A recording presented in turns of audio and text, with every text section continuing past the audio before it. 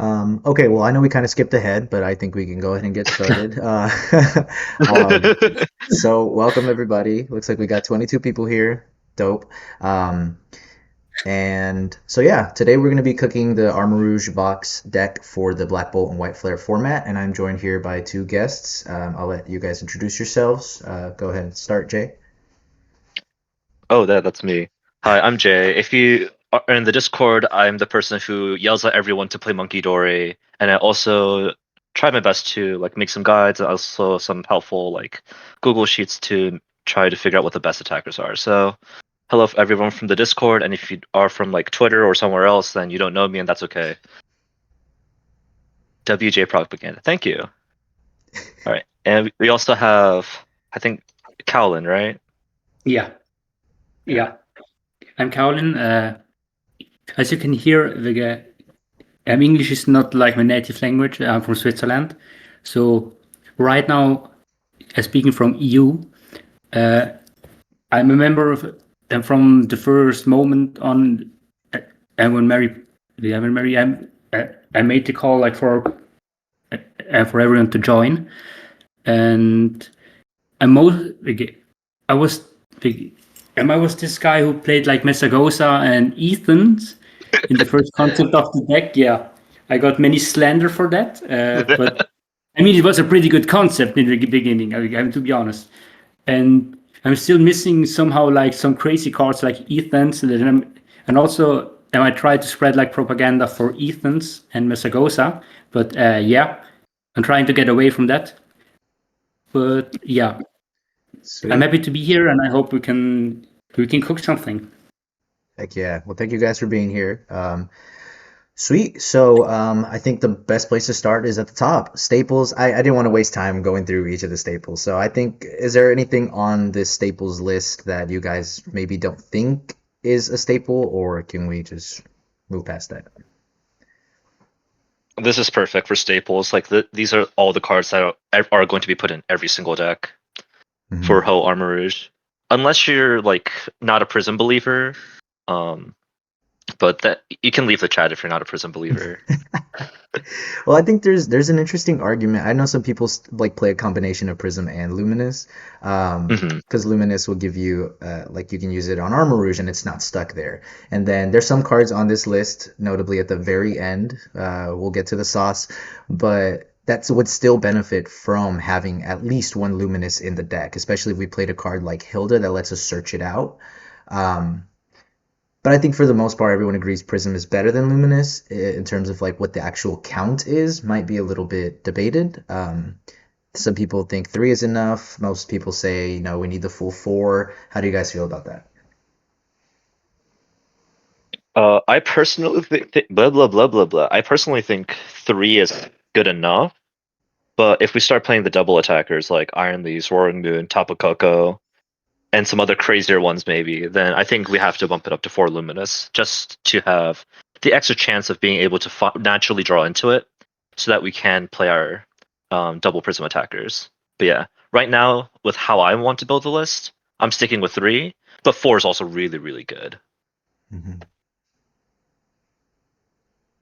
I'm on the same. I'm on the same.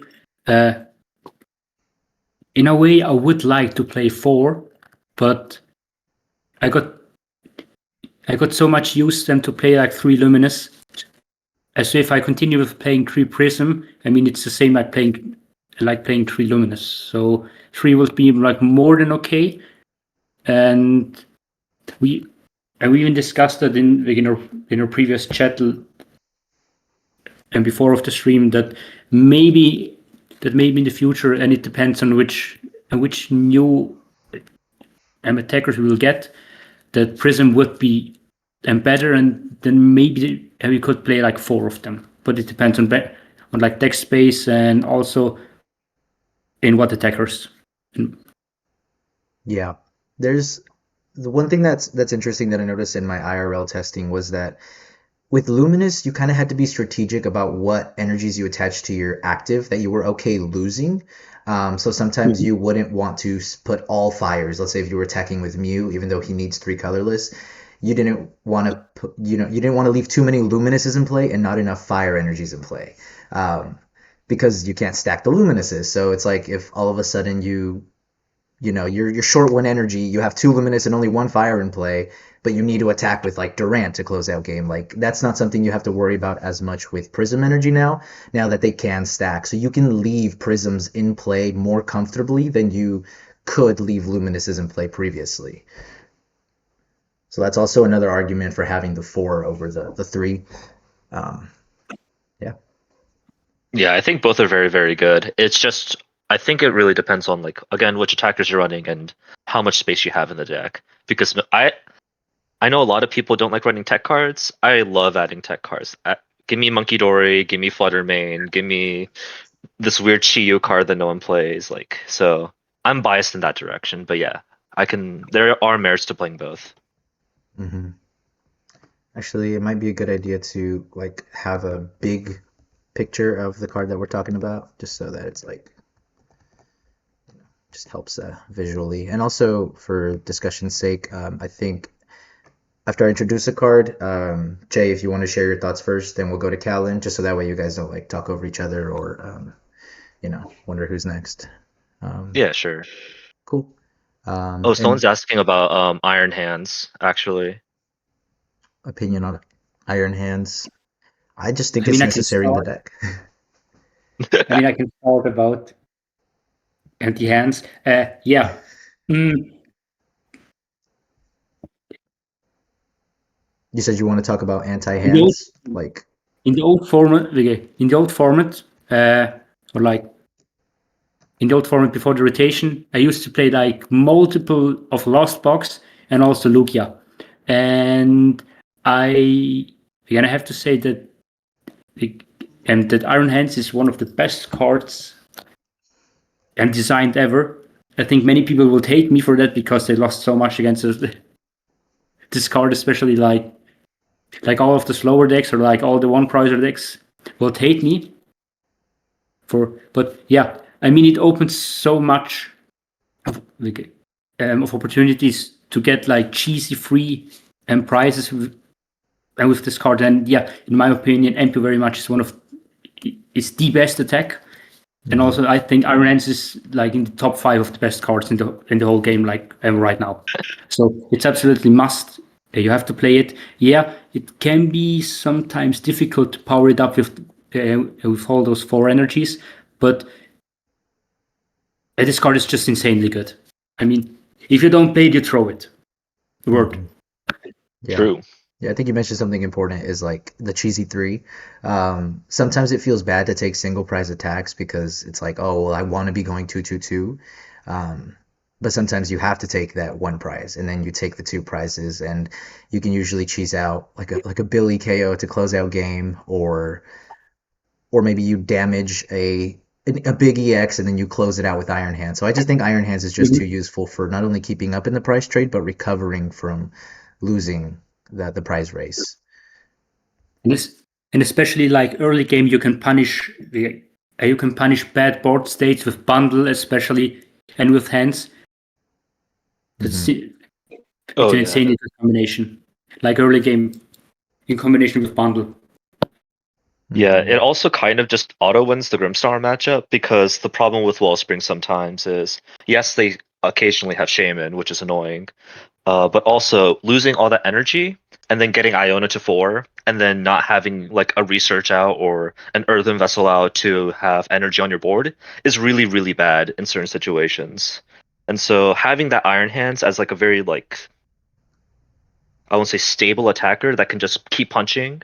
And if they Ono you and they have Artisan up, you can bundle, get the 2 prize again. Or if you draw into boss it up a 1 prizer, get 2 prize cards. It just puts a lot of pressure, especially in that matchup, which Wellspring sometimes doesn't do well enough in.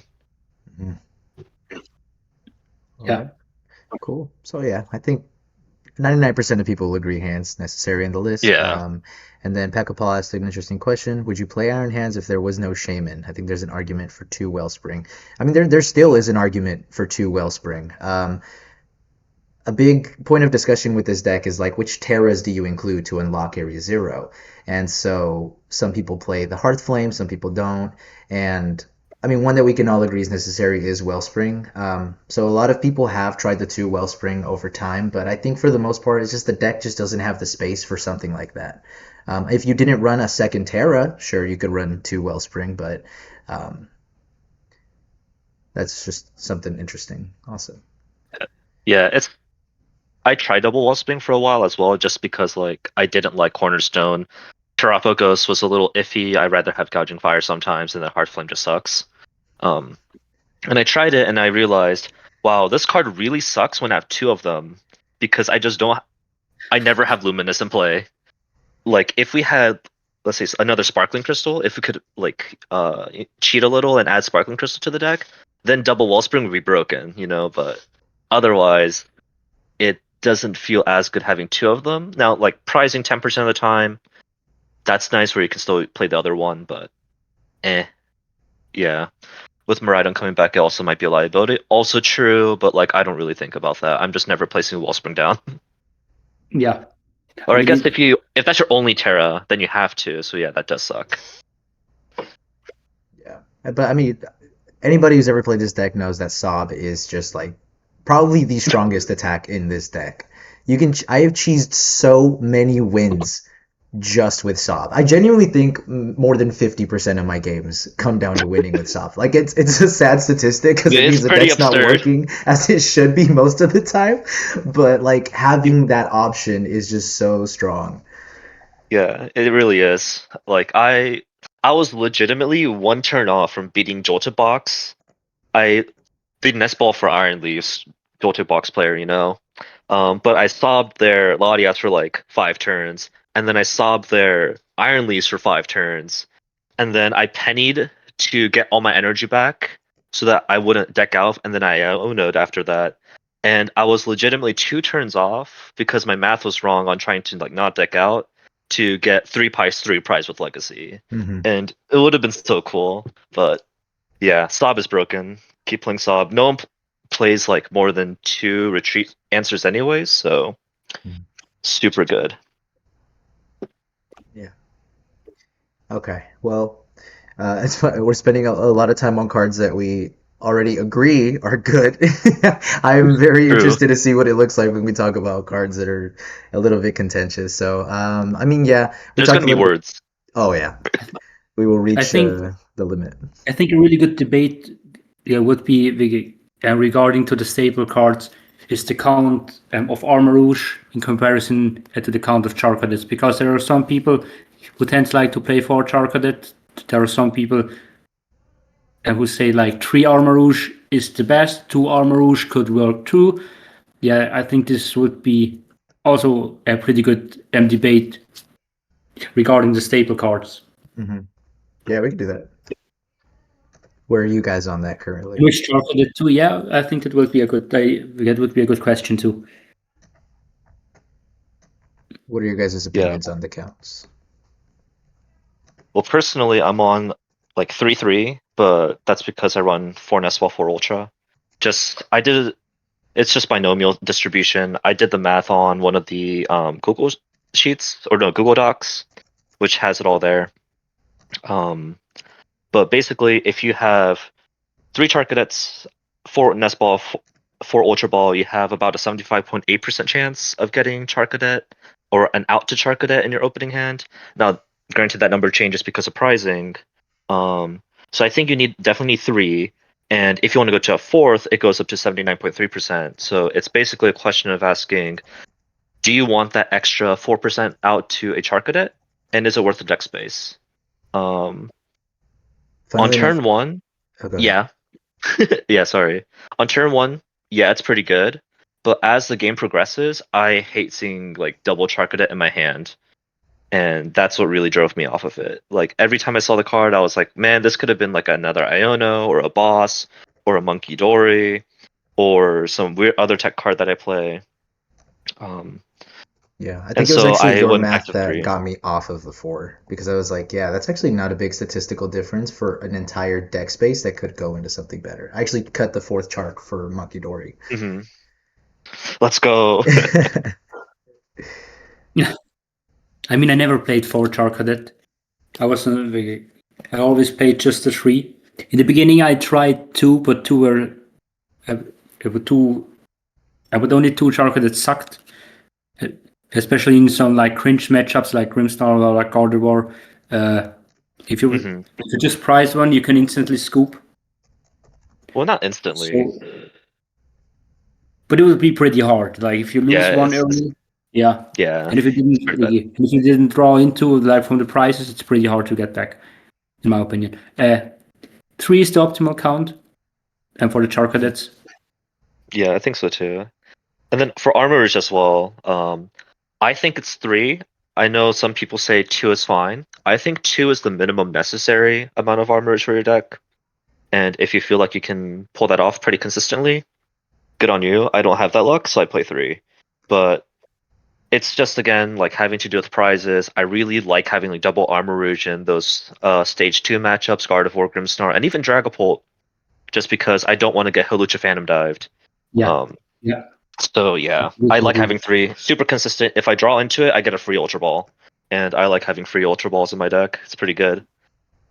And it's also, as some people mentioned in the chat, like you can easily like discard and one Armarouge if you have it in hand like early game, so before you make your first deck search, because the probability is like so high that you have another one in your deck if you play 3. Exactly. Yeah. So you can just discard one, and afterwards you can just get it back with Night Stretcher. Yep. I just realized I forgot Somebody to change asked the about name the of 80 the. HP Charcadet too. Oh, sorry. No, I was just saying I forgot to change the name of the stream, so I'm just updating that so you guys can keep going. Okay. Yeah. Somebody asked about the 80 HP Charcadet. I think it's good, but I haven't needed it yet. And that's because like if I know my opponent can like Phantom Dive Hawlucha, let's say in the Dragapult matchup, I just play around it. Like just don't bench the other Charcadet or like try to find your Armarouge as fast as you can. Like it is useful. It does have true cost, which if you prize Latias and if you that's your like lone Pokemon in the active, which is like a nothing percent, it does feel bad, but yeah. I would have to play around it with it more, but I think it is an 80 HP Charcadet is still good. I just personally like the 70 HP Charcadet because sometimes I don't have the luxury of finding Latias every time, and so I have to manually shoot my Charcadet, put something active, evolve it to Armarouge, and then play my game that way. But yeah, I mean, you can one shot pros and Bidoof. cons. Everything one shots Bidoof in this deck, okay? Except Sob. Yeah. And sometimes that's a And good genome thing, hacking, honestly. as you call it. That's true, Yeah. that's true, yeah. No, I played the 80 HP Charcadet for a while, mostly because I had a hollow version that I just wanted to flex. But it felt like it had its pros of like Fiery Fighting Spirit's actually a really cool attack. It just lets you search for fire and attach it, which basically means it can retreat itself, but then you lose that energy you attached. Um, so you're right about not having Latias in play. It feels bad. Because it's a big difference. Like literally that one single card, the one single energy difference on retreat can be the difference between attacking and not attacking. And when I played it, like I put it in as a reaction to a Dragapult player doing the counter catcher Hawlucha play, and then after that, it just never happened. Well, I guess it couldn't happen because I had the 80 HP one, but even going back to just 70 HP ones, it's just not enough of a threat. Like if you give them the ability to do that, you're already really behind. Like Yeah. there's just other ways to play around it. Maybe preloading a Clefairy so that they don't want to counter catcher your Armarouge. So just little stuff like that that just might be a play better versus play a suboptimal Charcadet for that scenario. Yep. I agree with all that. Cool. Yep. So I think 3 Charcadet is perfectly fine. Again, you did the math. It's not enough of a statistical difference to warrant the spot. 2 or 3 Armarouge, it might just continue to be one of those like preference things where some people, they really want the deck space, so they'll play 2. But I think 3 is just, I will not go back to 2. 3 raw drawing into it is just so good. But that actually might change once we start talking about the Hilda. I guess we could talk about it now. Hilda. Oh no. I How know. about I say words, man? It's one of the cards like obviously Reshiram and Prism, but Hilda was that third card that was like, will this benefit our deck? So go ahead, Jay. I think you have some thoughts about Hilda. Okay.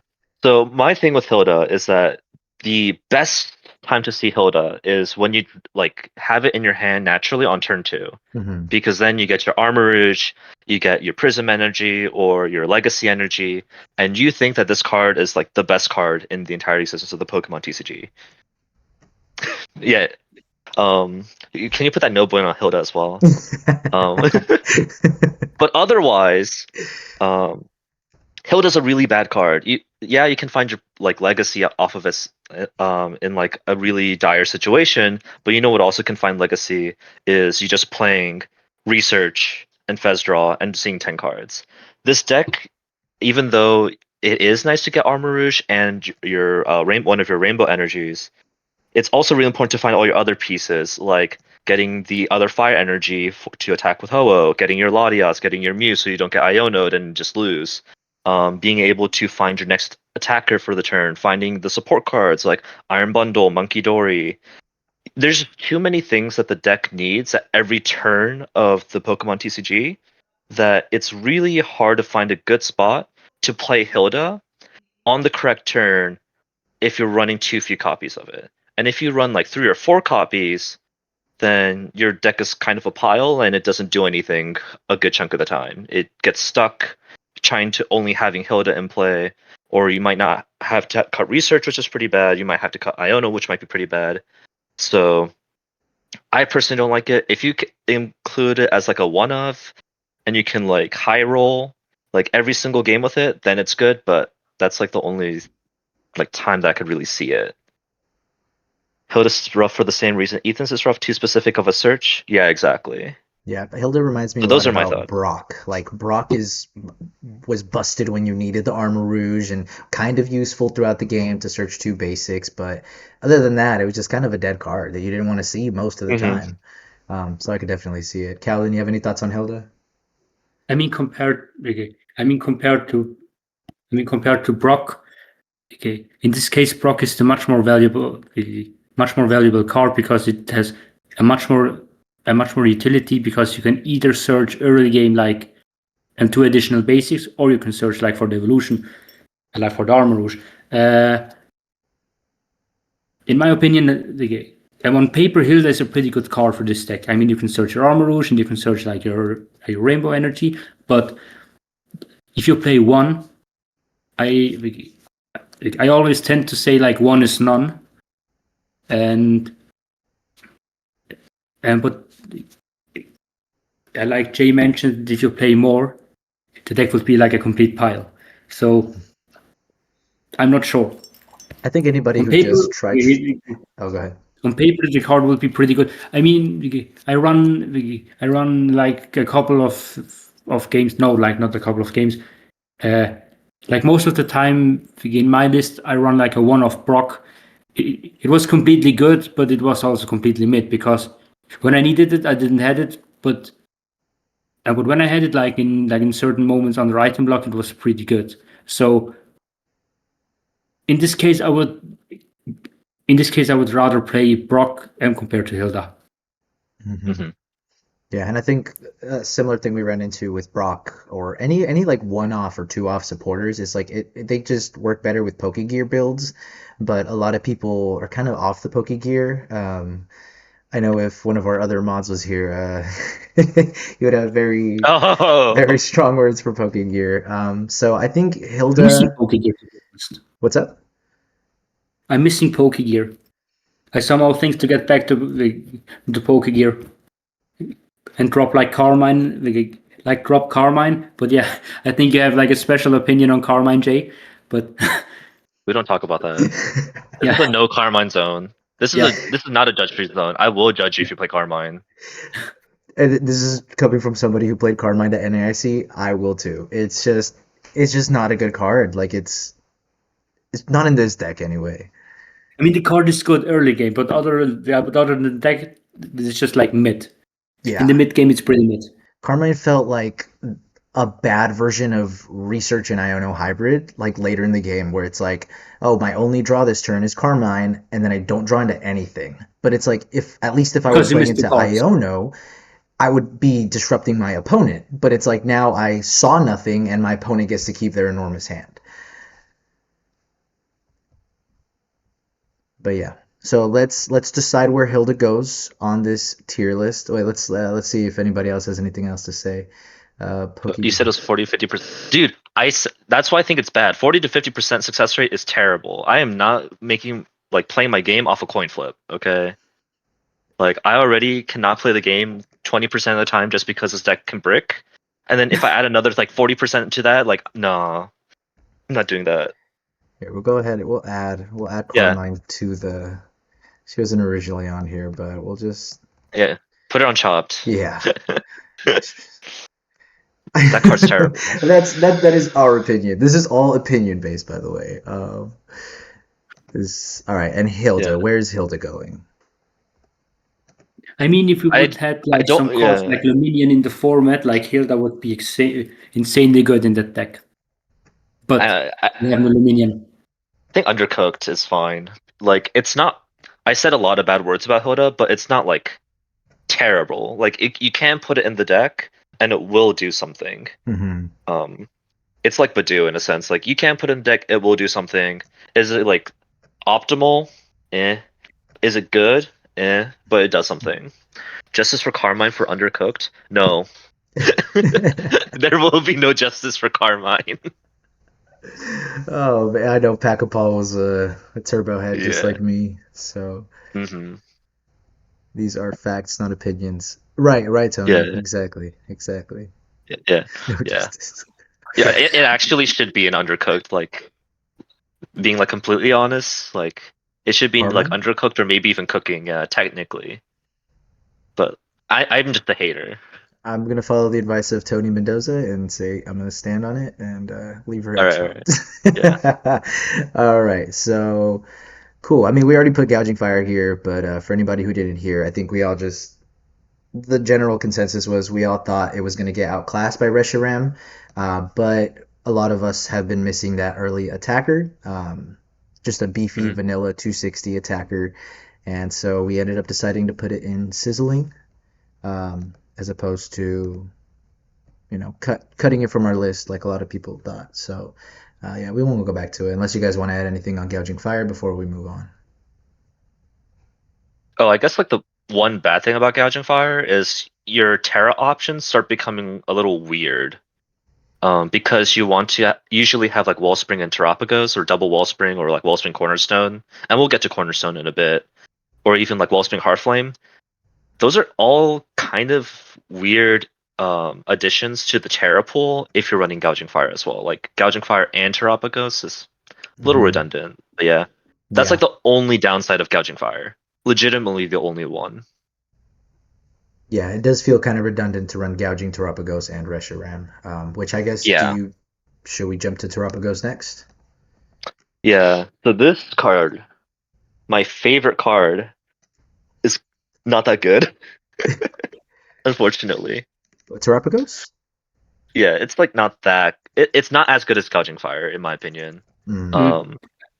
Because even though it's a really cheap attacker for 2 colorless energy, so which is really, really nice. This is the cheapest attacker except for Blood Moon late game. It's really, really hard to actually attack with it, against specifically Raging Bolt on turn 2, very consistently. Because you need to find Area 0, you need to fill your bench. You don't technically need Armarouge in this case because you can just attach to it turn 1 and then attach to it turn 2, so that's nice. But I've been having a decent amount of trouble actually trying to get this thing to attack for 240 confidently. It has happened 50, 60% of the time. I can pull it off. I think that number's a bit high. But I don't know. It's it is good. It's not as good as Gouging Fire. It is really flexible though, and it is a nice terror spot. Mm-hmm. But yeah. Speaking of getting it to hit 240, in gameplay, and then I even had my friend play against me with it. you just kind of start benching stuff for the sake of hitting Yeah. damage, Yeah. and you end Yeah. up bench clogging yourself. And then you just have a pile of a bench. Like I put down like Wellspring and what is it, Hearthflame and all these like terrible mons on my bench, and I'm like, I hate this. I actually just hate this. Yeah. Yeah. I have the Although same opinion. Like, I Mhm. was never like a fan of Terapagos in this deck because, in my opinion,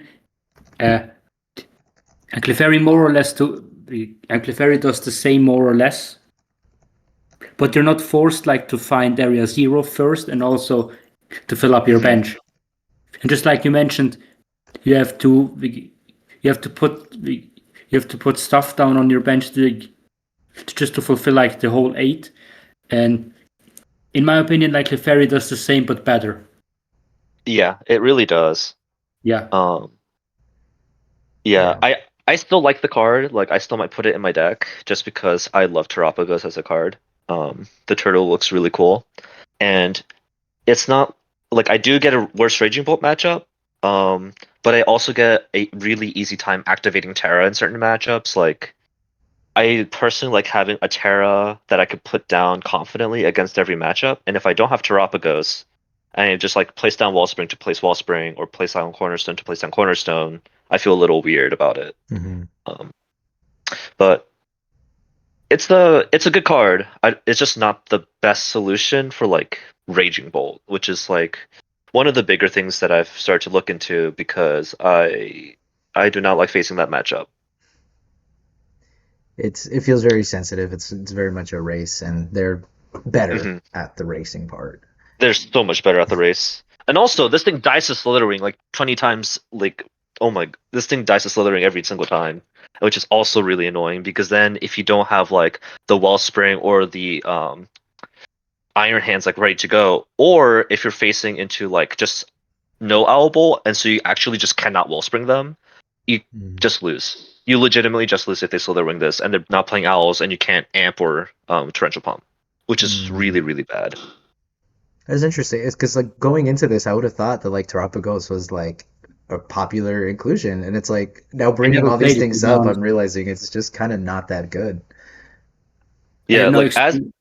as Terapagos' biggest glazer, mid. I never played that card, so like, I don't have any opinion or like any experience on that. In my opinion, it's just like a worse. It's a worse Clefairy, Yeah, but Mm. it has but the only like benefit in my eyes is like to open up area 0. But yeah, yeah. Okay. Jay, so do you take Uh, responsibility for being the Terapagos propaganda pusher? yeah, that's all Okay. me. Well, then All I will me. be sending you the an invoice for this blinged out Terapagos that I Yo! bought. Yo, I got Uh, like $20, man, and that's all my food money, okay? I'm a grad student here, okay? I don't get paid sorry. that much. I'm so sorry. It's Um, maybe you should have thought about that before you. I'm yo, just my bad, kidding. my bad. I'm just kidding. That's pretty Someone cool. did say that Tropicus is better in the Dragapult matchup. Just avoiding Bolt until the full bench in late game. See, I wish I could do that because the Raging Bolt matchup's super sensitive. Where ideally I can just swing with Clefairy turn 2 and then just win because that's what the deck does, right? But if I either prize Clefairy, can't find Luminous, or like they bench like not enough Pokemon for some reason, I don't think that ever happens. But you can whiff at the attack with Clefairy, and that's pretty bad. And so having this super consistent attacker in Gouging Fire for the Raging Bolt matchup just has a lot more value than Terapagos, which is why I'm like, yeah, Terapagos is good, cheap attacker, Air is your activator, like super vanilla beat stick, good into like basically every matchup because Area Zero go burr. But Yeah. in specifically the Raging Bolt matchup, which is a really high percentage matchup, ow, kind of hurts. Mm. So a couple of people have brought it up, and it's like we need the Terapagos for the for the Yeah, Terra, so that's the issue. but we don't. That's the thing is like we could just play second Wellspring. We could play Cornerstone. We could give in to the Hearthflame propaganda and play Hearthflame. Like it doesn't have to be No, Terapagos, especially if we're thinking yeah. that Gouging Fire might just be the inclusion again. Well, hey, the second Wellspring, you it know. always was. It was always the inclusion. Yeah. Can't believe we almost Yeah, gave up on my Yeah, boy. exactly. Exactly. It's the Yellow Icarus gets it. Like it's so awkward where Terapagos is better than Hearthflame and Cornerstone because it also gets their Crown Opal in like the mirror matchup or like EV Hmm. box, which is also a really big thing. Sorry for not including that to my fellow Terapagos fans. Um, but like maybe it is correct to even run Wallspring, Gouging, and Terapagos to have like the most solid Raging Bolt matchup and have the ideal Terras. Maybe. But if you're picking between Terapagos and Gouging Fire, then Gouging Fire is like clearly better.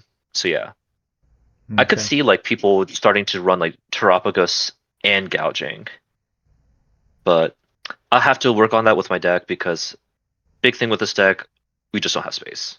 So yeah, I mean, I'm going onwards in the black and white format on. If you would drop like Cornerstone, because Cornerstone won't have like that much of an impact, and with black and white on, and if we drop Cornerstone and Fire and Half-Flame is like more or less like mid, I can see a world like and where we play Wellspring, Terapagos, and Gouging Fire. Hmm. yeah, I want to it's give a. not bad. Go ahead. Sorry, go ahead. No. I just want to say not bad. Okay. I do want to give a shout out to Spikes for Crown Opal against basic decks with Prism. That has been the dream. I will probably continue to play Terapagos until I can Crown Opal with it, and then I will cut it because that's been a dream of mine ever since ever since I thought about putting it in this deck. So I will be playing a suboptimal list, or maybe optimal. We'll see. I think Terapagos can go into cooking because I think we're kind of still undecided whether it's an inclusion. Do you guys agree? I think it's good. So it's at least cooking, if not sizzling. Okay. Yeah, Okay. I Yeah, like think. I'm would saying a agree lot with of negative you. things about it because I've said too many good things about it. Like if you've seen like literally all my Google Sheets and like my Google Docs, I glazed the living crap out of Terapagos because it is that good Mm, in a majority of the matchups. But recently I've been like trying to test the Raging Bolt matchup a lot more and the EV Box matchup a lot more, and Terapagos is kind of flopping. So yeah, mhm. it's it's at least cooking, maybe sizzling. Okay. For now, we'll put it in sizzling because, like I said, I think everybody kind of Let's agrees go. it's. Well, I think that might change if once we get to the. I guess the good transition is the other Terra options, Yeah, Cornerstone and Hearthflame, um, because we need Terras. What's the right Terra? the actual correct Terra is the Dead Knight EX. Oh gosh. Anyway, or I mean, Ice at this, Cube EX. I mean, at this point we can. I mean, at this point we can play that. Oh, she. How is this ice block penguin called? Like with the fire Oh, terror? Ice Yeah, Ice We Cube. can use Cube. like the It's fire so energy. bad. Yeah, I mean, we could play that thing and also attach. We can also move like the fire energies on that and attack for 160. I mean, Nah, if we it's start triple debating water about it, though. then You need 3 Prism. Hmm. We But do yeah, okay, indeed. but yeah. Are we doing Hearthflame first or Pawn first? Let's do, you know what? Spice it up. Let's do Hearthflame first. How do you guys feel about All this right. card? So currently I am running this card. Um, Ooh. you do. Scary. Yes, I do run this card. Terrible card. So All right. so the benefits of Hearthflame is specifically if you run Monkey Dory, and Hmm. only if you run Monkey Dory. If Yeah. you think Monkey Dory is like terrible and like a non-inclusion in the deck, never play Hearthflame. And so what you do is that when Gardevoir inevitably spreads damage to your field, either by mind bending your active because our deck went too fast, or they tried to go for a multi-price turn, that's when you can use Hearthflame for the 280 attack dynamic blaze and Monkey Dory to knock out Gardevoir in the active. And another thing that you can do with Heartflame is that you can actually use it in the other matchups like Grimmsnarl, where if your opponent cannot read, and this has happened, I think it's on Peter's channel, someone candy Grimmsnarled, punch Heartflame in the face, like turn 2, because they won Hmm. second, and then they just did Oh. the reflect attack, and the Grimmsnarl exploded. It was hilarious. Hmm. But like So if you're like scared of creating a Grimmsnarl and you have this in the active, it completely deters your opponent. You can also one-shot Grimmsnarl with Heartflame, with Monkey Dory, if they all have Frostlass. So there's like this weird dynamic going on with this card where, yeah, it's pretty bad into like basically everything that's not Fire Weak and Evolution. Yeah, just those two things. But like it has its shining moments. The worst part about this card though is that it discards all the energy on it, so you can never attach Legacy, and you also need to run a 5th recovery option that is stronger than Night Stretcher. So which would be thinking of 3 Night Stretcher, 2 energy retrieval, 3 Night Stretcher, 1 Super Rod, 1 energy retrieval, or 4 Night Stretcher and a superior energy retrieval. Which some people run those already, and they might be like, oh, my Guardian matchup is pretty bad. Let me just add this thing in. I'm chilling. But I honestly only play this card right now in the Destiny Rivals format as a necessity. Going into the black and white format, I'm never playing this card again and I'm getting my money refunded. It's Reshiram just completely overshadows it. We don't need a KO Guardy when they have 6 prizes. Usually, we don't need a KO like Grimmsnarl. We in like weird ways. Like I don't know. I don't like this card. It is a Terra activator, but you have to build your deck around it, and I don't think a lot of people like that as much. So yeah. Yeah, I mean, in my first concept of the deck, I used to play a Heartflame too, but I couldn't find get that much of a value out of it because I'm the opposite of Jay. I'm not a big fan of Monkey Dory in this deck, so that's why maybe Heartflame didn't work in my version. If you don't play Monkey Dory, I cannot see this card being good in this deck without Monkey Dory. Yeah, there will be some niche plays like just Jay mentioned. If you have a ton of damage on it, to one-shot things. Yeah, but it would be more of a niche. I think this card is not really good right now in this deck, and especially again, if you don't follow the monkey propaganda, it's even worse in my opinion. Mm-hmm. How could you not follow monkey propaganda, man? Monkey's it's so no good. longer propaganda. It is just the way. So we'll talk about that later, but yeah. Yeah. Okay. I'm not converted. Look, yeah, that's fair. That's fair. I'm thinking about. Mm-hmm. Yeah, keep it in your mind. Let the propaganda spread in your mind. Monkey fake.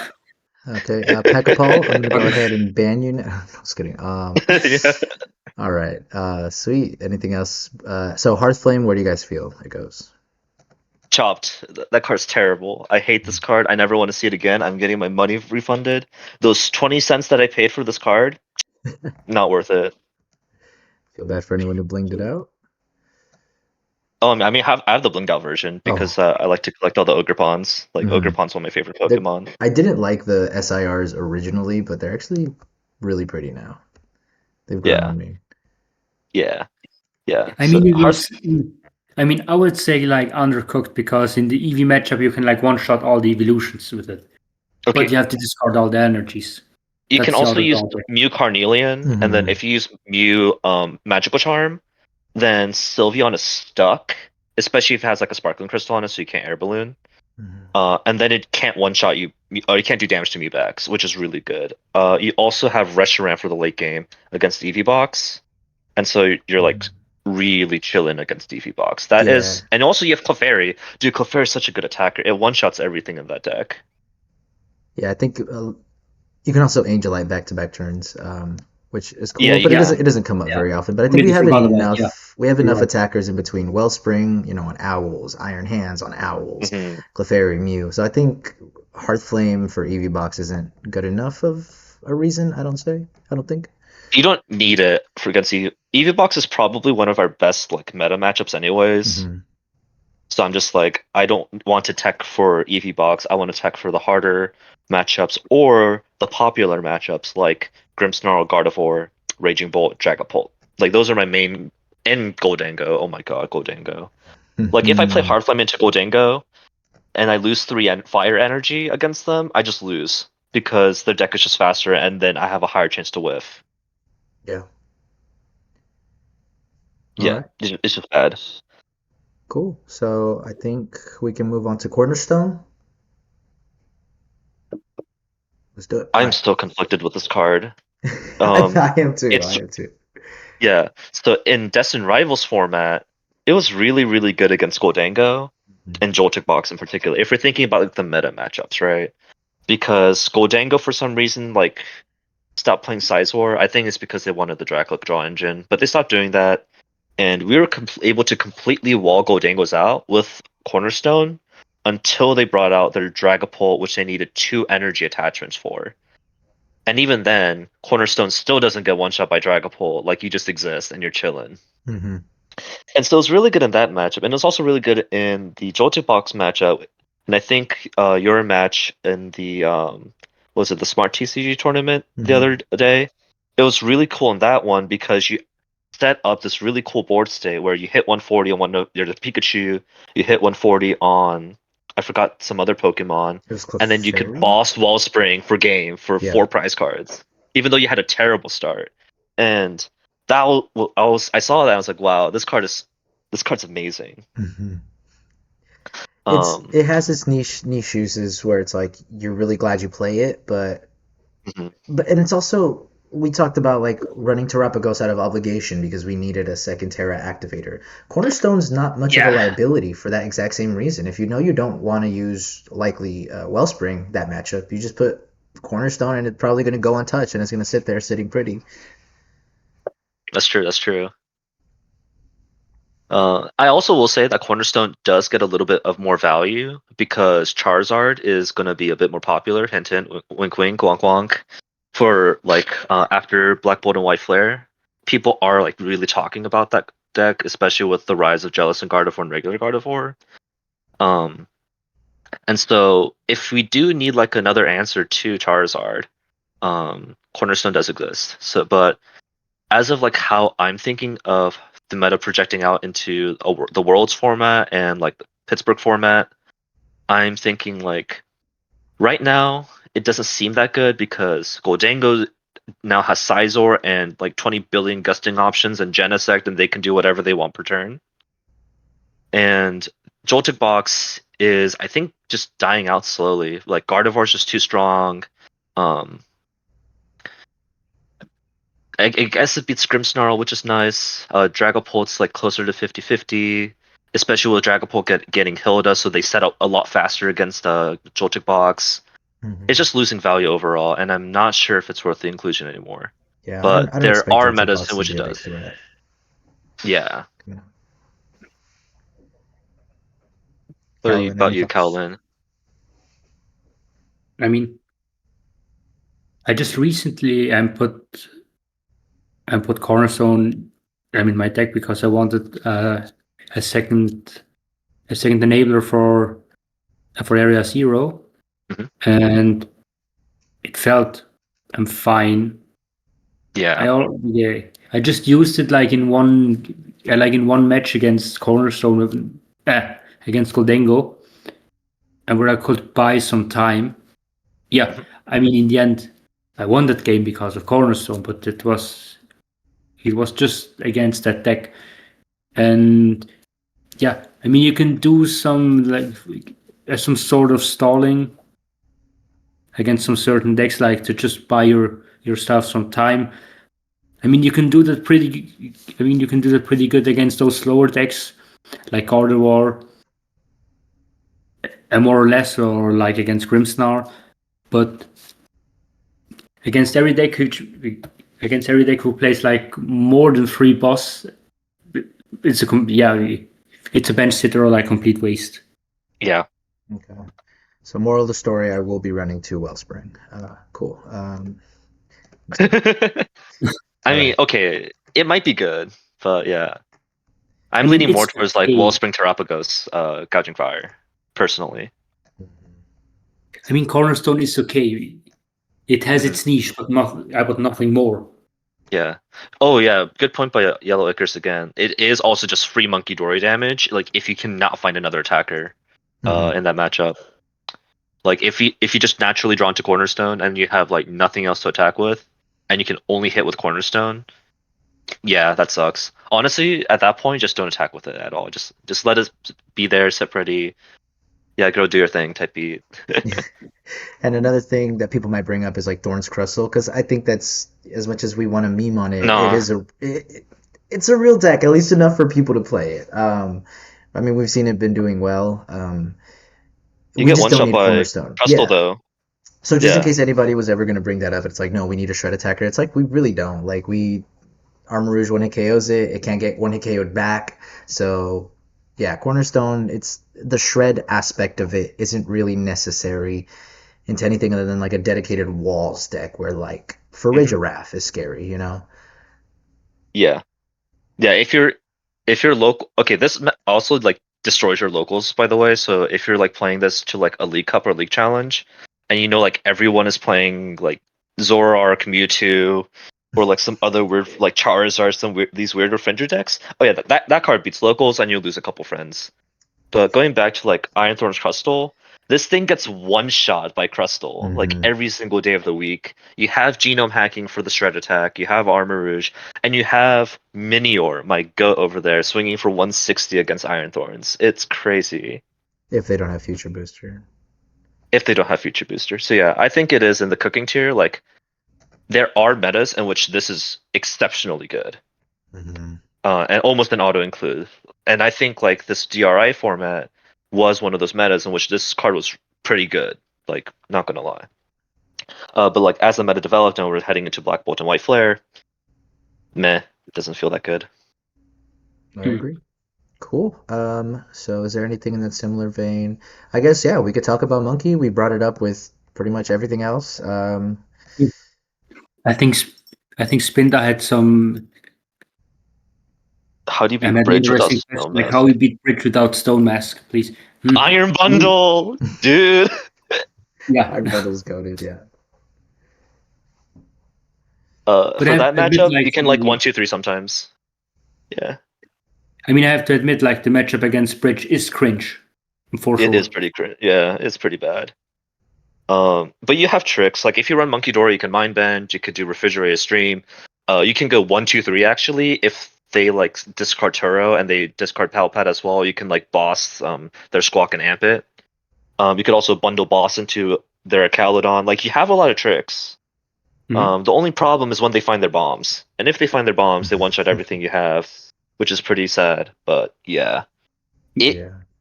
you have enough tricks to where the matchup isn't like unplayably bad, but it is a tough matchup, yeah. And I think I said someone said earlier in the chat, which I was arguing with, our Calydon does brick. I swear our deck bricks more, T, but it does it does brick occasionally, and so you might be able to get a nice tempo advantage with like gouging fire or like Terapagos or something, and just take like 1, 1, 2, 2. Yeah, there's always tools. Yeah, we're always bricking too. Yes, sir, we are. We're always bricking. Yep. Monkey Dory. Monkey I Oh, door. would oh, put this in between staple and sizzling. I think it's I can't believe I ran this deck so long without Monkey. My thought process was always like, oh, they're never leaving damage on board, and then it just like routinely would be like I'd have board states where I'd say, man, Monkey would have won me this game or kept me in this game. It just had so much dimensions to the deck and being able to manipulate damage that I just and Mind Bend is busted. So I'm a big Monkey believer, but I'll go ahead and let you guys share your thoughts.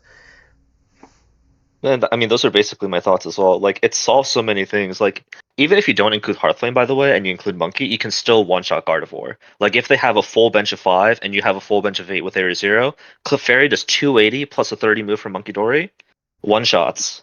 Um, and so and also, like, let's say you're going against Grimmsnarl and they have no Frostlass in play, but they one-shot, they KO'd one of your Charcadets, and your Durant only does 300. They have to do the 30 spread into one of your bench as long as you don't have a Terra, and you can use Monkey Dory to move 30 damage back and then Durant one shot KO.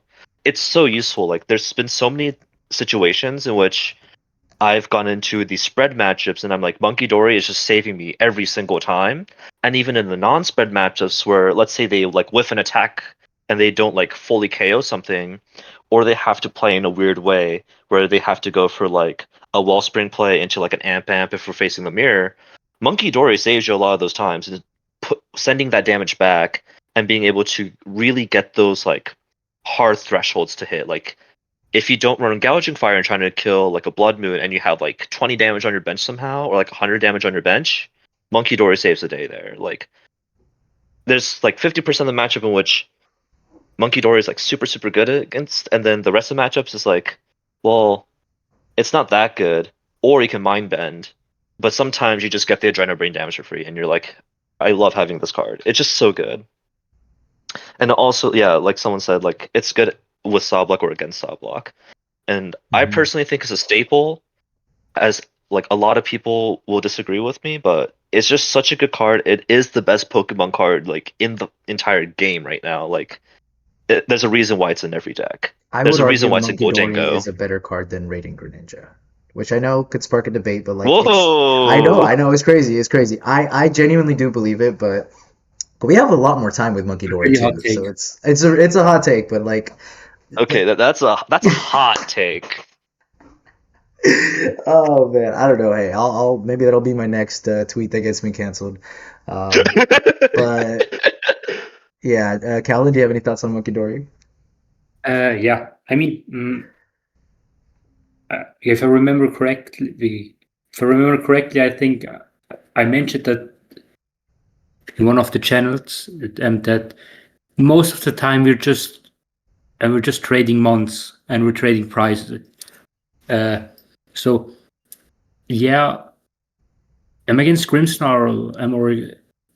Against Guardy. I think Monkey would be pretty good. Yeah, I'm not sold on it until now. I know that Monkey is a pretty good card, and I have to admit, and I have to, I would agree that it is the best card in the format right now. Mhm. So, but I'm still not sold on it. I think maybe it's because of my playstyle, because I always tend to find which is the easiest route and to close out the game, so that I won't spend like that much time like including it because of my playstyle. I haven't tested it right. Yeah, I haven't tested it until now. I could test, but I didn't find the Yeah, motivation until now. I have that's to admit. yeah, that's I fair. would be open to test because most of I think many people say it's pretty good. You should test it. You should try it. I Mhm. will try it. I would. Also, Yes. I had But I'm a still not sold. in the tournament, the Game Smart tournament, I had a game come up where they got a Dragapult attacker, they had one backup Dracloak, and Monkey Dory lets you clear their only attacking threats on board because it lets you Monkey Dory the 30 to the Dracloak, then you genome hacking to KO their active and their backup. And from what I've seen from the data, people struggle into Dragapult, but I genuinely in all of my like tournaments, I don't think I've lost to Dragapult. Um, well, that was even pre Monkey Dory, I guess. But still, like it gives you so much flexibility that I genuinely can't see myself running without this card. And I'm not gonna lie, I've even considered running two because with this deck, you after something dies, you can promote Monkey Dory. You can get a second Monkey Dory on the bench, and because you're able to move energy around, you can get two Monkey Dory's use off of one energy and still use that energy to attack for turn. Um, I don't know if that's right. You know, we're a little tight on space, but it's something I've considered just because of how strong the card is. But yeah. Mhm. One thing that I will say that is bad about Monkey Dory is that it requires a bench space, which is really tough to find, especially in the Grimmsnarl matchup, because we're also trying to put down like Mew because we need to draw more. We need to have a space for Durant. We need Wellspring. We need double Armarouge, Ho-Oh. Like we just need so many things in that matchup, and also like a retreat lock option sometimes, to where you do get these awkward situations where Monkey Dory being on your bench kind of like makes your other play awkward. So I will give Hmm. it that. But That's honestly my only like the bad thing I can say about it. Otherwise, it's been like my favorite card in this entire deck. Outside of just the core. It's just so good, always useful. Every time I draw it, I'm happy. Like, yeah. Even without monkey play, the op might make it suboptimal because of like trying to not let damage play. This is also true. Yeah. Like they just see Monkey Dory and they're like, oh, I don't want to hit into only by not KOing. Ooh, Monkey Dory's scary. That's true. I mean, I played at League, and tonight, and I played like multiple games against Grimsnarl, and there were like some situations where I tried like to attack with Ho and to reset the damage, but sometimes I fell short in resetting the damage and with the Ho because there were like those 20 or 30 and damage which I couldn't move if I had Monkey. If I Yeah. would have played it, yeah. I realized it. I think especially in this moment, if you have like some weird board states and get must flow, and really get flooded with damage from the Frostlass, it would make sense of Yeah. to play Monkey in this. Yeah, Okay. I sort of realized it like tonight that it would make sense and to edit, especially with against those matchups like against Grimsnarl and against Gardevoir. It would Yeah. make sense. And Dragapult, yeah. Yeah, And technically also like Agree. Garchomp, but like who cares about that matchup? Yeah, but again, some more good points like Monkey KO Shaman Grimmsnarl. That happens so often, dude. Like every time I go against this like Grimmsnarl player that I test with at locals, I just send 30 on the bench to Shaman and they like accidentally KO and I'm like, nice, free prize. And then with the multiple Monkey Dory thing and like the Monkey War situation, you never go into a Monkey War situation. You just start KOing their active. Like what you do with Monkey Dory in a lot of matchups is you heal off your bench in order to all into the active to just punch through harder. And like for instance, if you're going against like a Frostlass, now I guess that doesn't actually make sense. If you have like 10 damage from like a Badoo, right? You can take that damage, and if you Iron Bundle and they send up Monkey Dory, you can send that 10 damage from your Badoo with Monkey Dory onto the active, so you can one shot the Monkey Dory and whatever's on the bench. And there's just so many things that like this comes up so many different ways where there's always like little dinks of damage everywhere in the game where Monkey Dory just saves you, and you can push through the active and get better positions in the game just because of it. Awkward math. He's the awkward math fixer. It literally is so good.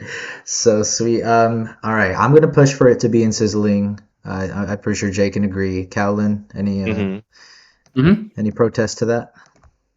No, I agree with sizzling. Yeah. Sweet. I mean, I it don't must think be you can sizzling say because yeah. it's the best card in the format. It Yeah. must be sizzling. Like there are things where you can be like, I don't want to play this card, or like you don't want to play Monkey Dory because like my locals is like all Raging Bolt, and I'm like, okay, if it's all Raging Bolt, then sure. But yeah, it's not the 55th, 60th card in the deck for sure. Staple, Alrighty. whenever play without. True.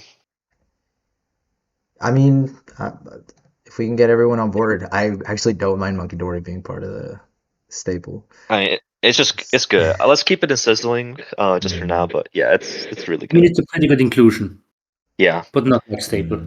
it's never a bad inclusion. Like say Cornerstone in this meta, right? But yeah, up next, the second best card in format. Yeah. I'm gonna call him the awkward math fixer 2.0. 'Cause that's what he feels like. I mean, so you don't want to. There's so many situations you don't want to swing into the active. You don't have the KO on the active, but it's like, oh, well, your board is a bunch of babies. Let me wipe your board.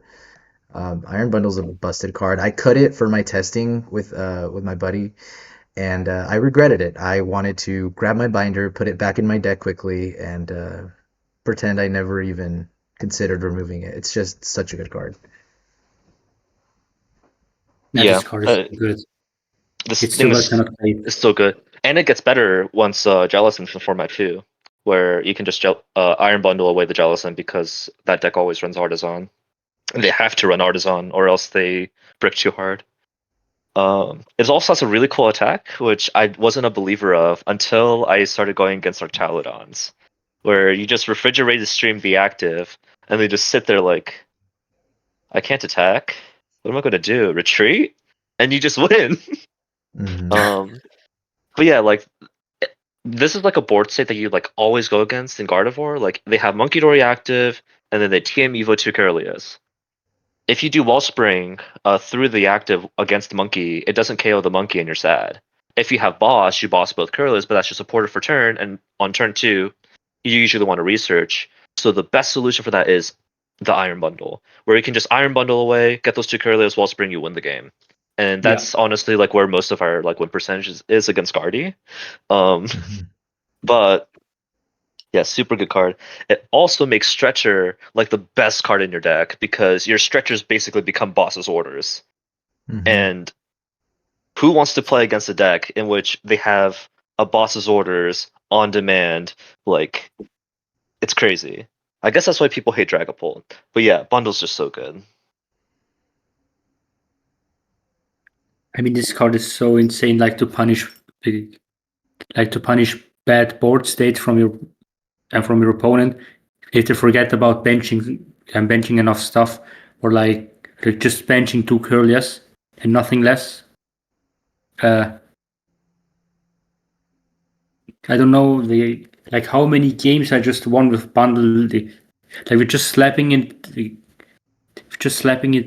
I'm on my board and just activate it and scout and just look what my opponents do, and from there like find a new route.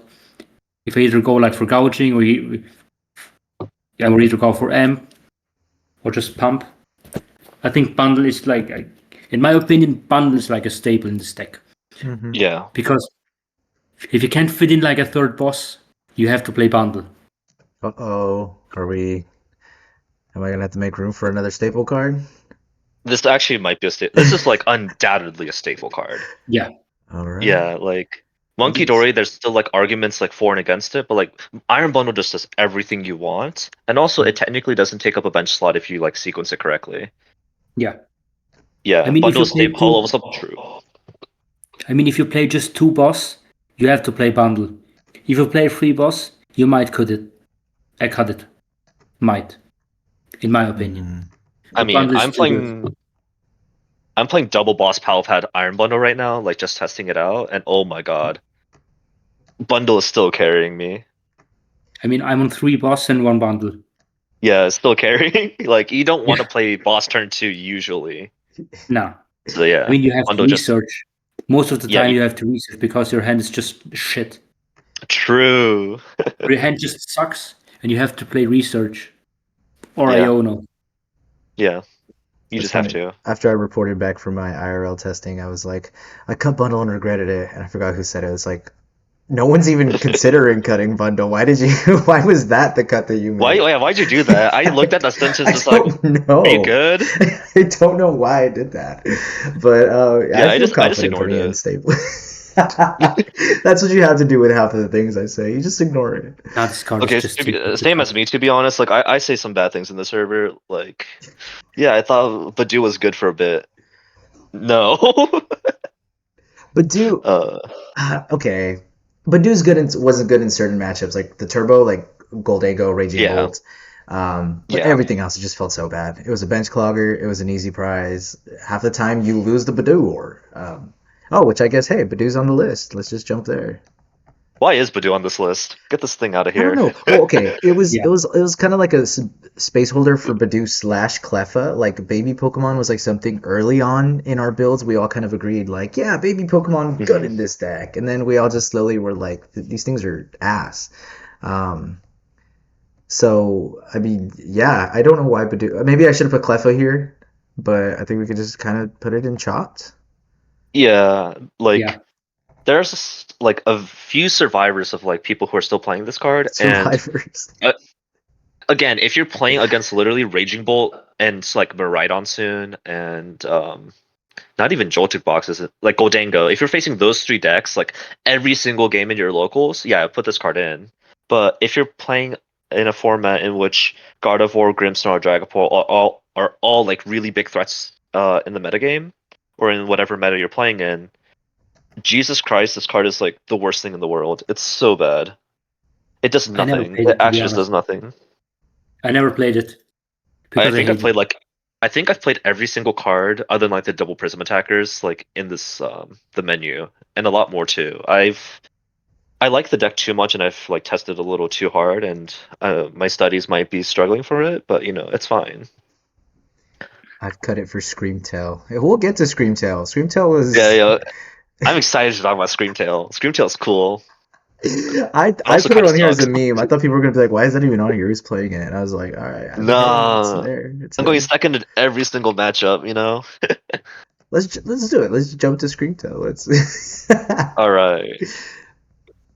Oh, go ahead, Jay. Floor is yours. I have zero thoughts on this card.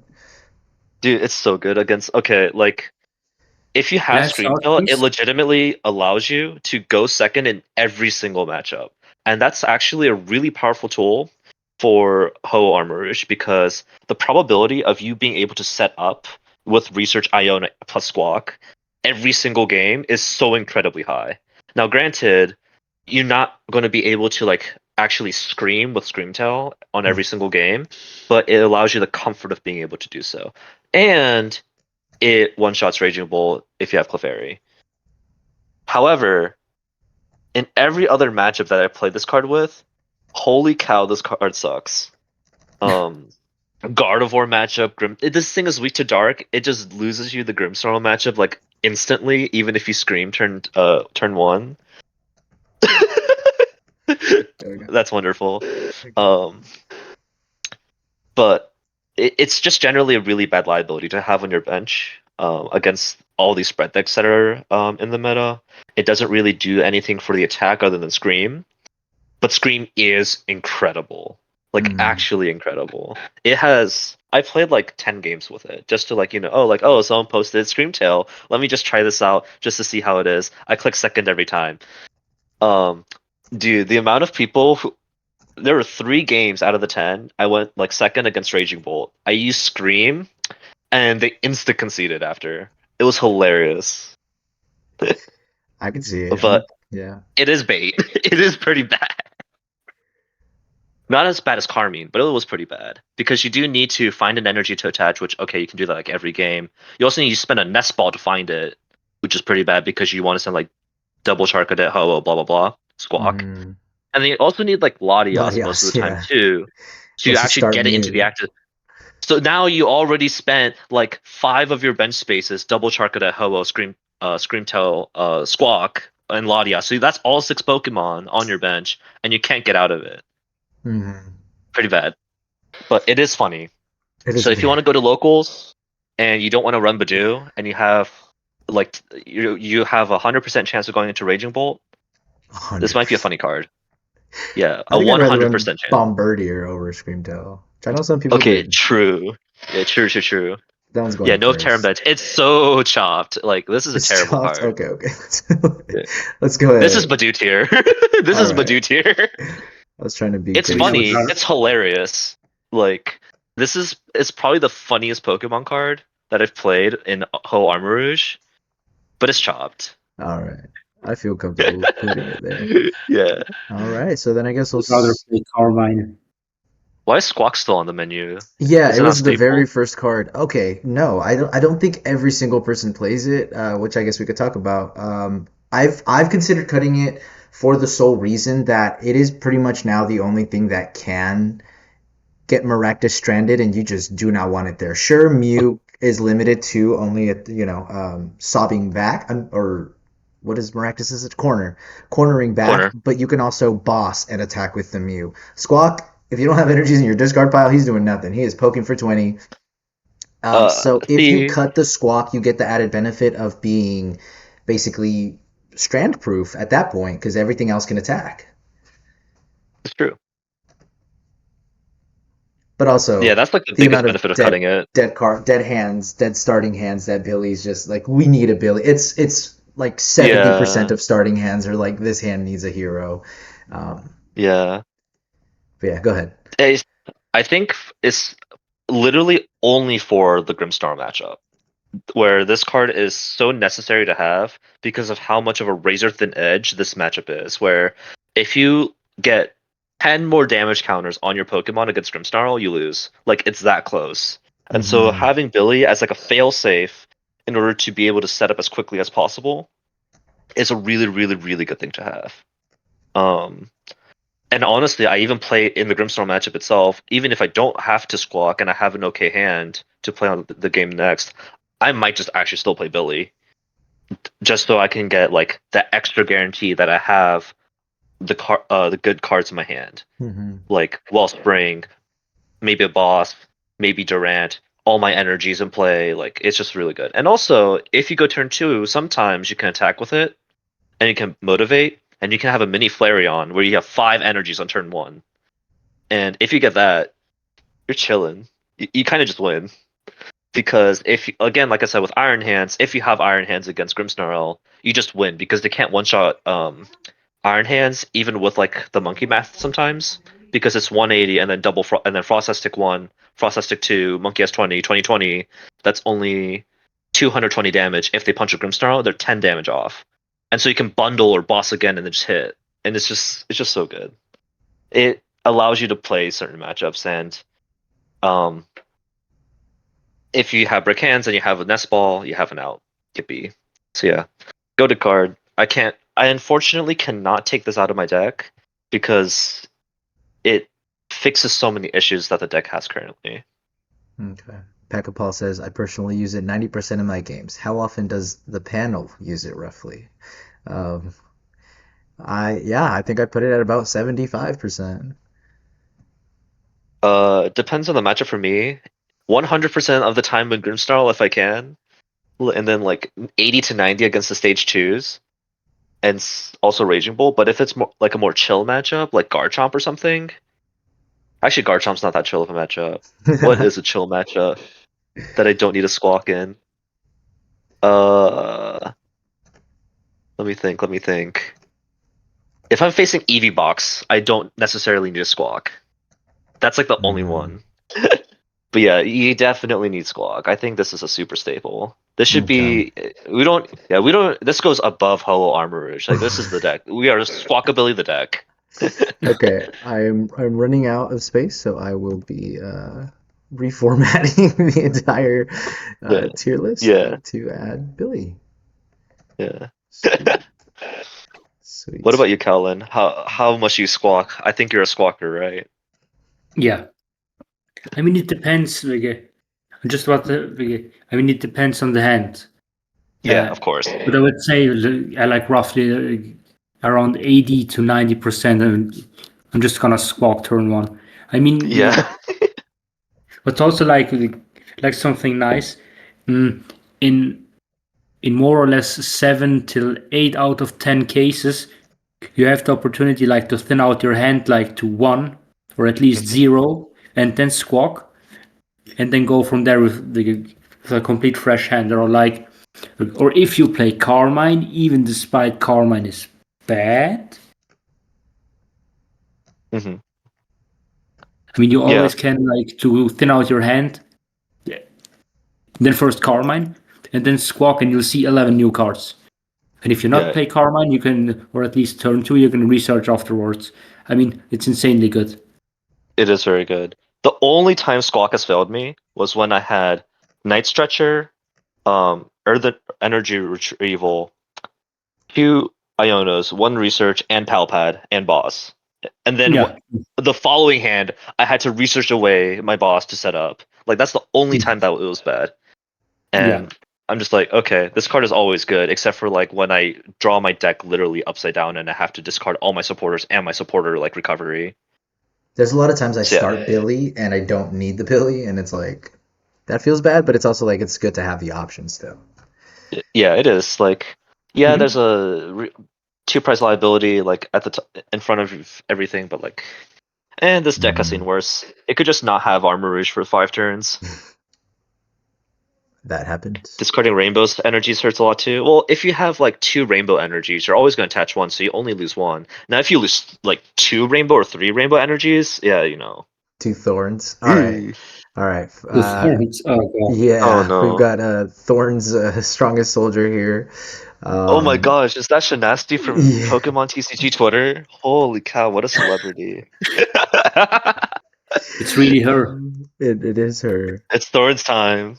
Oh It's god. Thorns time. So okay, just context. Thorns was something has been spoken about. It's like a thing of legends in this deck. But Paradox posted a list of including Thorns, 2 Thorns actually, because it was a little bit focused around it. But after subjecting Shinasti to the horrors of that deck on stream for approximately an hour, I've come to the conclusion that Thorns it hurts us more than it hurts the opponent most of the time. Um, so I mean, this would require its own like I guess separate variant of the deck to be successful. It's not something like I'd really recommend throwing in there personally. Unless you're really in danger, you're just like I got nothing else. Here, take a thorns to the face. How do you guys feel about it? I mean So, on. oh, I you mean go first. on. You go first. Yeah, I mean on paper, Thorns is better than Cornerstone. On paper. Is it? Yeah, That's crazy. on paper, in my Okay, okay. opinion. Because I think I just mentioned that like many times. Like for example, Klefki.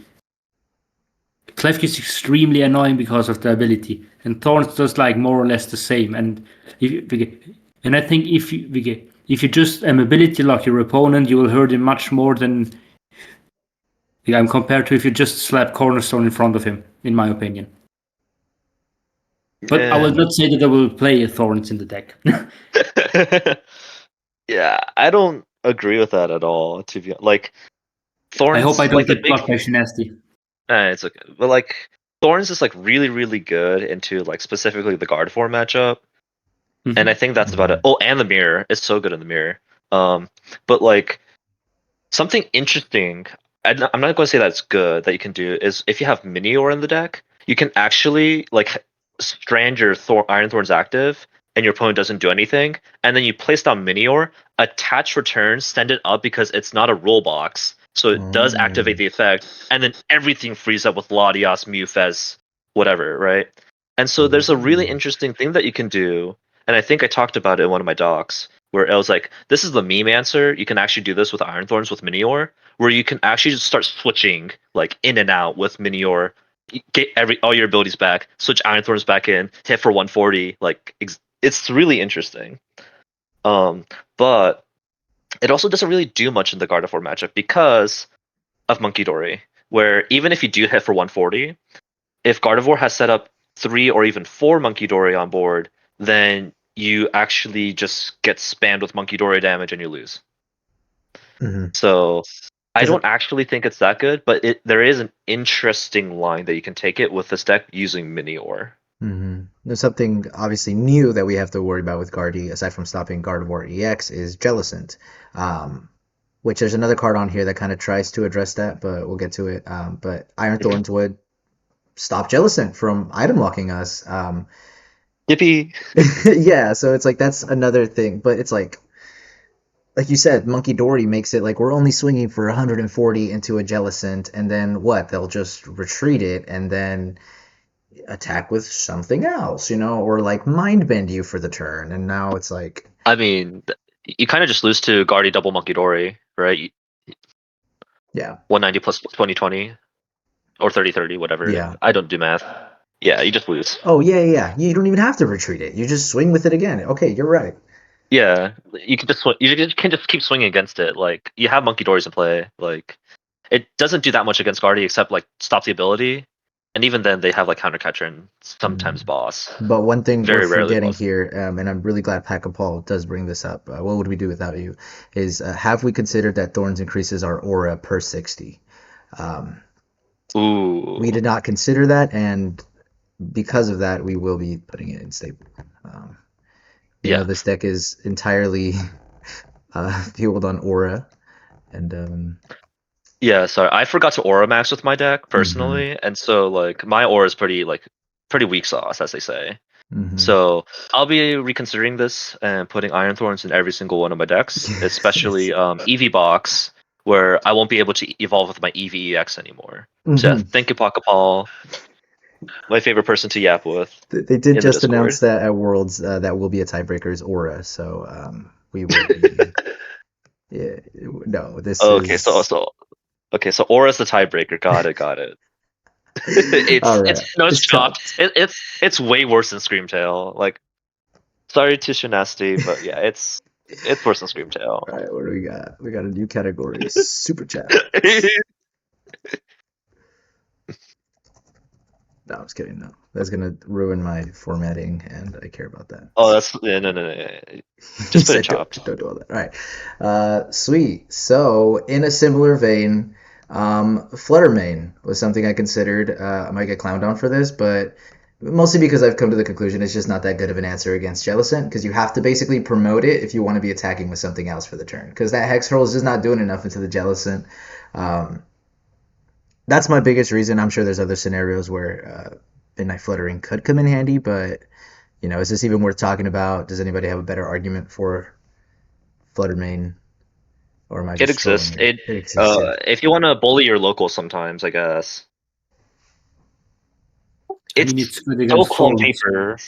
Okay, actually, it's really good against Potnoir because you can trap a Dust Noir in the active because it has 2 retreat cost and it can't bomb. So that's like an interesting thing you can do with it, but it's like not good. It's a really cool card on paper where you have all these tricks, like you can stop like Charizard for evolving in your face, Grimmsnarl evolving in your face, Archaludon evolving in your face.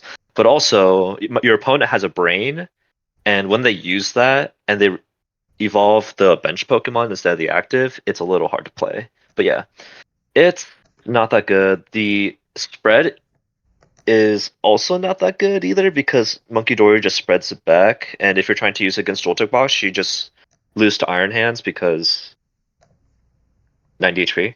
So yeah, I don't think this is really worth it. It was a really cool like thought experiment. I know some Guardies might run it with like Gravity Gem or something, but that's because Guardy is like the best deck in format and they can put whatever they want in their deck. While we're trying to struggle over here, arguing about if Iron Thorns has the most aura or not. Yeah, Yeah, Yellow it Icarus exists. is right. Does Jellicent bother us that much? Research should be decent enough to deal with it without items. Exactly, So, exactly. Also, bundle's broken against them. Like they just lose to yeah. bundle. Yeah, I just start, oh, geez, preemptively benching that bundle. Because obviously you can't search for the bundle or recover it under item lock. So I think just if they put, and that's the cool thing is they'll telegraph the Jellicent play by having to put Frillish in play. So it's like if you see a Frillish hit the bench, you better get that bundle down to get ready. So, okay, yeah, it was just a thought. I'll go ahead and put Yeah, Fluttermane in chopped. things. Yeah, it's probably pretty chopped. There might be a meta in which this is useful. I will say though, even for like the bundle search thing, like Jellicent Guardy always plays Artisan anyways, so Mm-hmm. True. they could also just give us the out. And if they like if they plan on not playing Artisan into us because we have bundle, then that's a big concession from them because it stops their consistency, and they won't be able to spam get Monkey Dory every turn. Yes, and Furlish also dies to Wellspring, and yeah, Wellspring plus bundle is going to save us from the Jealous and Guardian matchup more so than the regular Guardian matchup, which I'm very happy for. Okay. The deck is now bundle box, by the way. Um, Sweet. All right. I'll let Kellen, what card has been calling your name to talk about next? I would say Minior or Pecharunt or maybe Leaves. Why Okay. those three? I think they share all those three, and they share the pivot option. Like the deck is the deck lacks as somehow against and retreat lock, or has some problems against retreat lock. Yeah. So Minior, it's kind of what most people have been running currently. It's just really useful. It only needs one bench spot. You pretty much always have the energy to attach to it. It's kind of a liability, 70 HP. It's the lowest thing other than a Charcadet that in the deck, and it actually lost me a game at NAIC because my opponent, we had a gentleman's, and they literally just monkeyed a Minior, and that was the only prize card and won them the set. Um, But Minior, a lot of people ask about the Minior when they see it in my lists, and obviously breaks the retreat strand lock from like Maractus or Sob, but it also works if your opponent is bossing up your Armarouge thinking it'll buy them a turn or be like, oh, this will force them to waste 2 energies. The Minior, if Latias is in play, you can retreat for free. You don't have to give up energies on the Armarouge to get it out. And then, as we mentioned, it's a great attacker into Crustle Thorns. Hits 160 into Thorns and actually hits a decent amount into Crustle. What is it, 80? Because it's got a 4 retreat cost. But yeah, and so Petra Runt is another card that people have considered.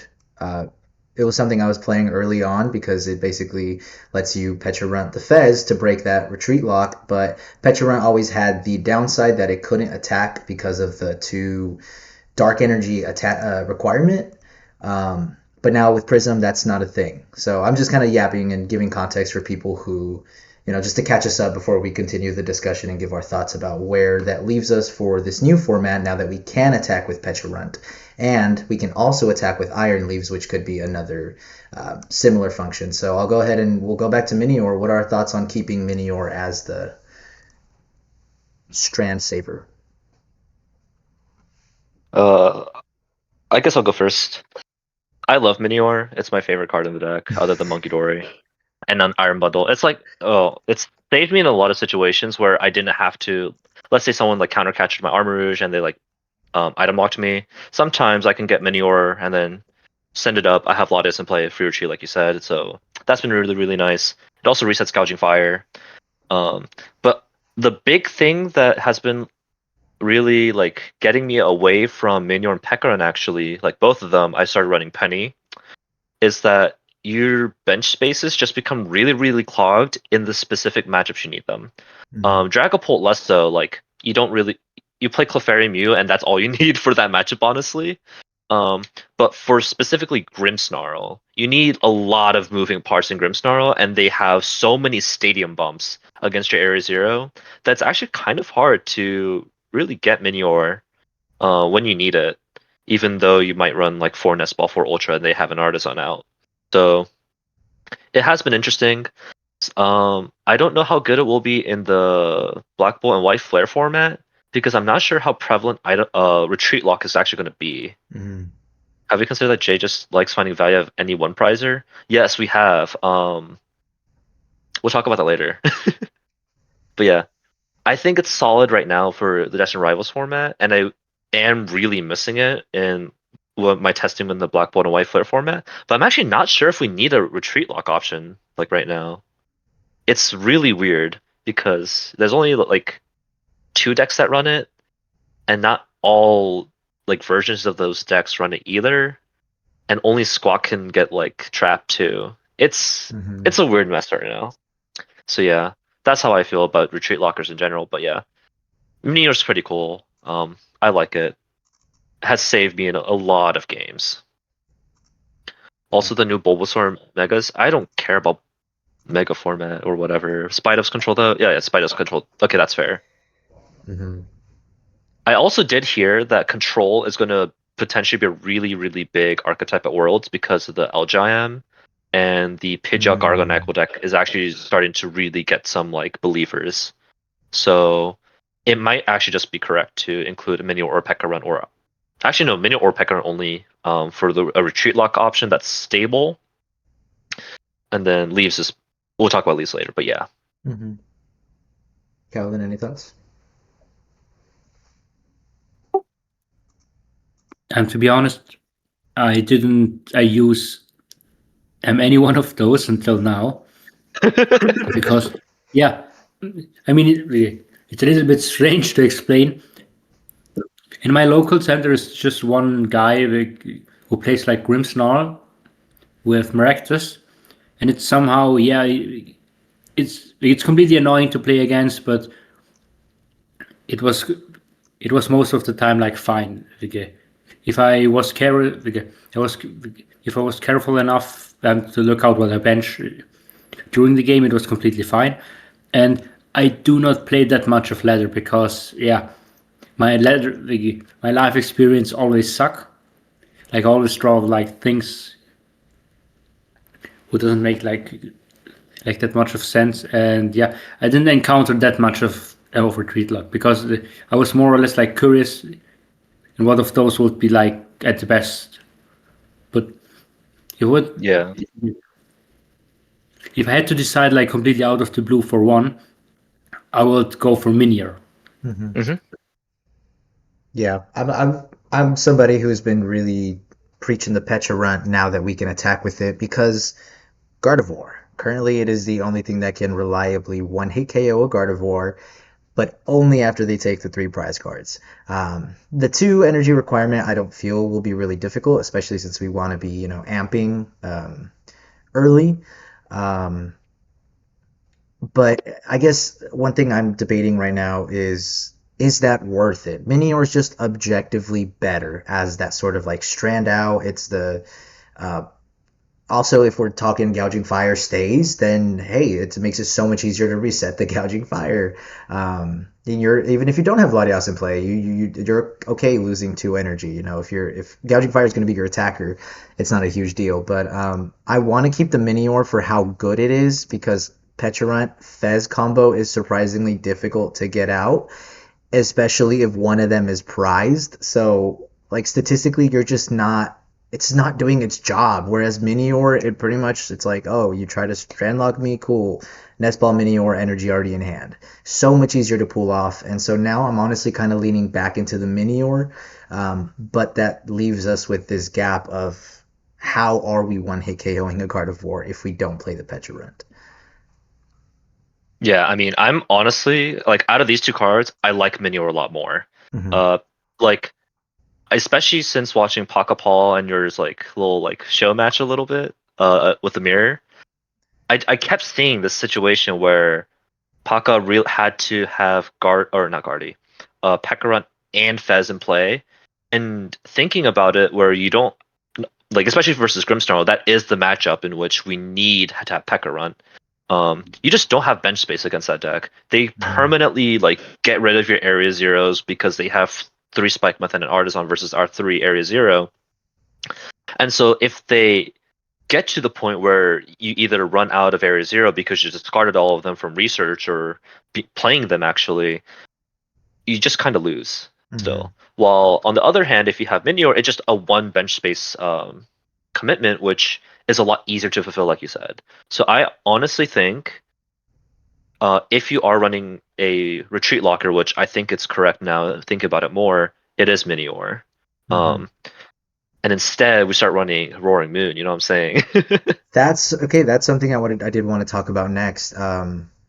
Which I mean, yeah, we could just talk about it. I guess we could bounce around. Is originally I counted out Roaring Moon for the same reason that like who was it that brought up the math of Iron Leaves doesn't really work out too well because it needs That was those also 2. me. That was you. Okay, you're just doing Yeah. all the relevant math here, huh?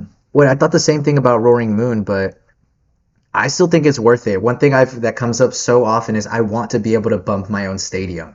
It gives my opponent so much power in the deck when you can't bump your own stadium, and the fact that you can be getting a relevant attack off with Roaring Moon, I think it's worth revisiting. I feel like my mind's a little bit dead right now, so I can't fully get my thoughts out. But I think if I were to cut Pecharunt Roaring Moon suddenly,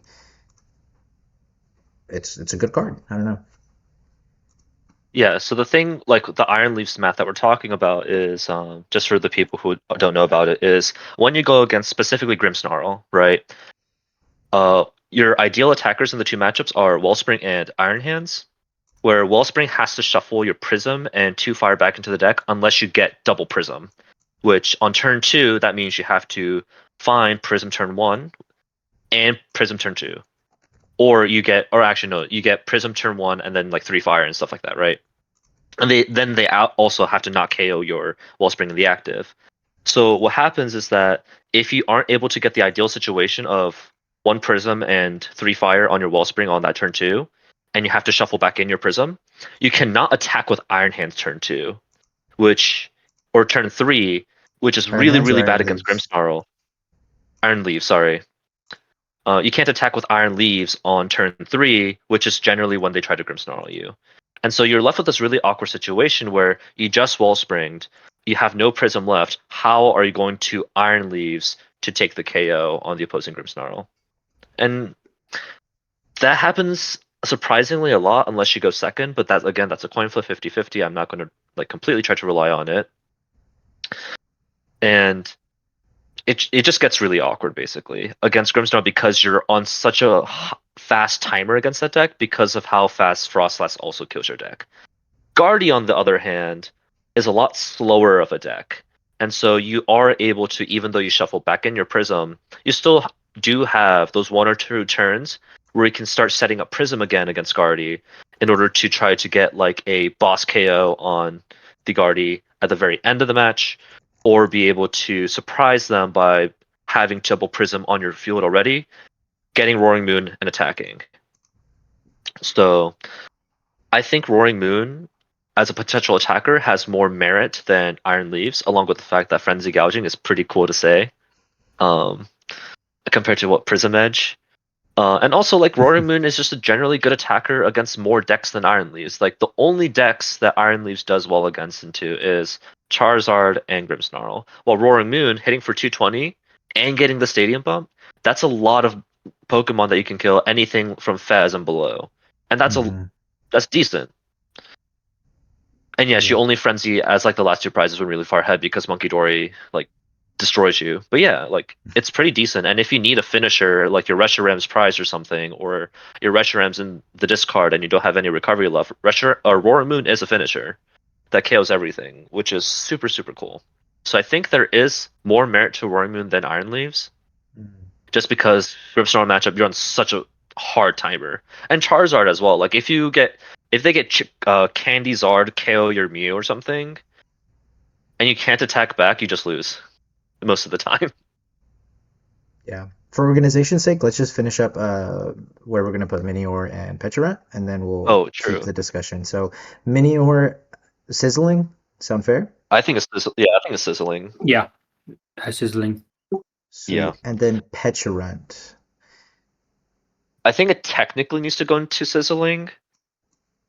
Just because it doubles as like the Guardy answer, but yeah, I think it's cooking rather than Sizzling. Kaolin, where do you think it goes? Yeah, I think about the same. It's like it's more of cooking.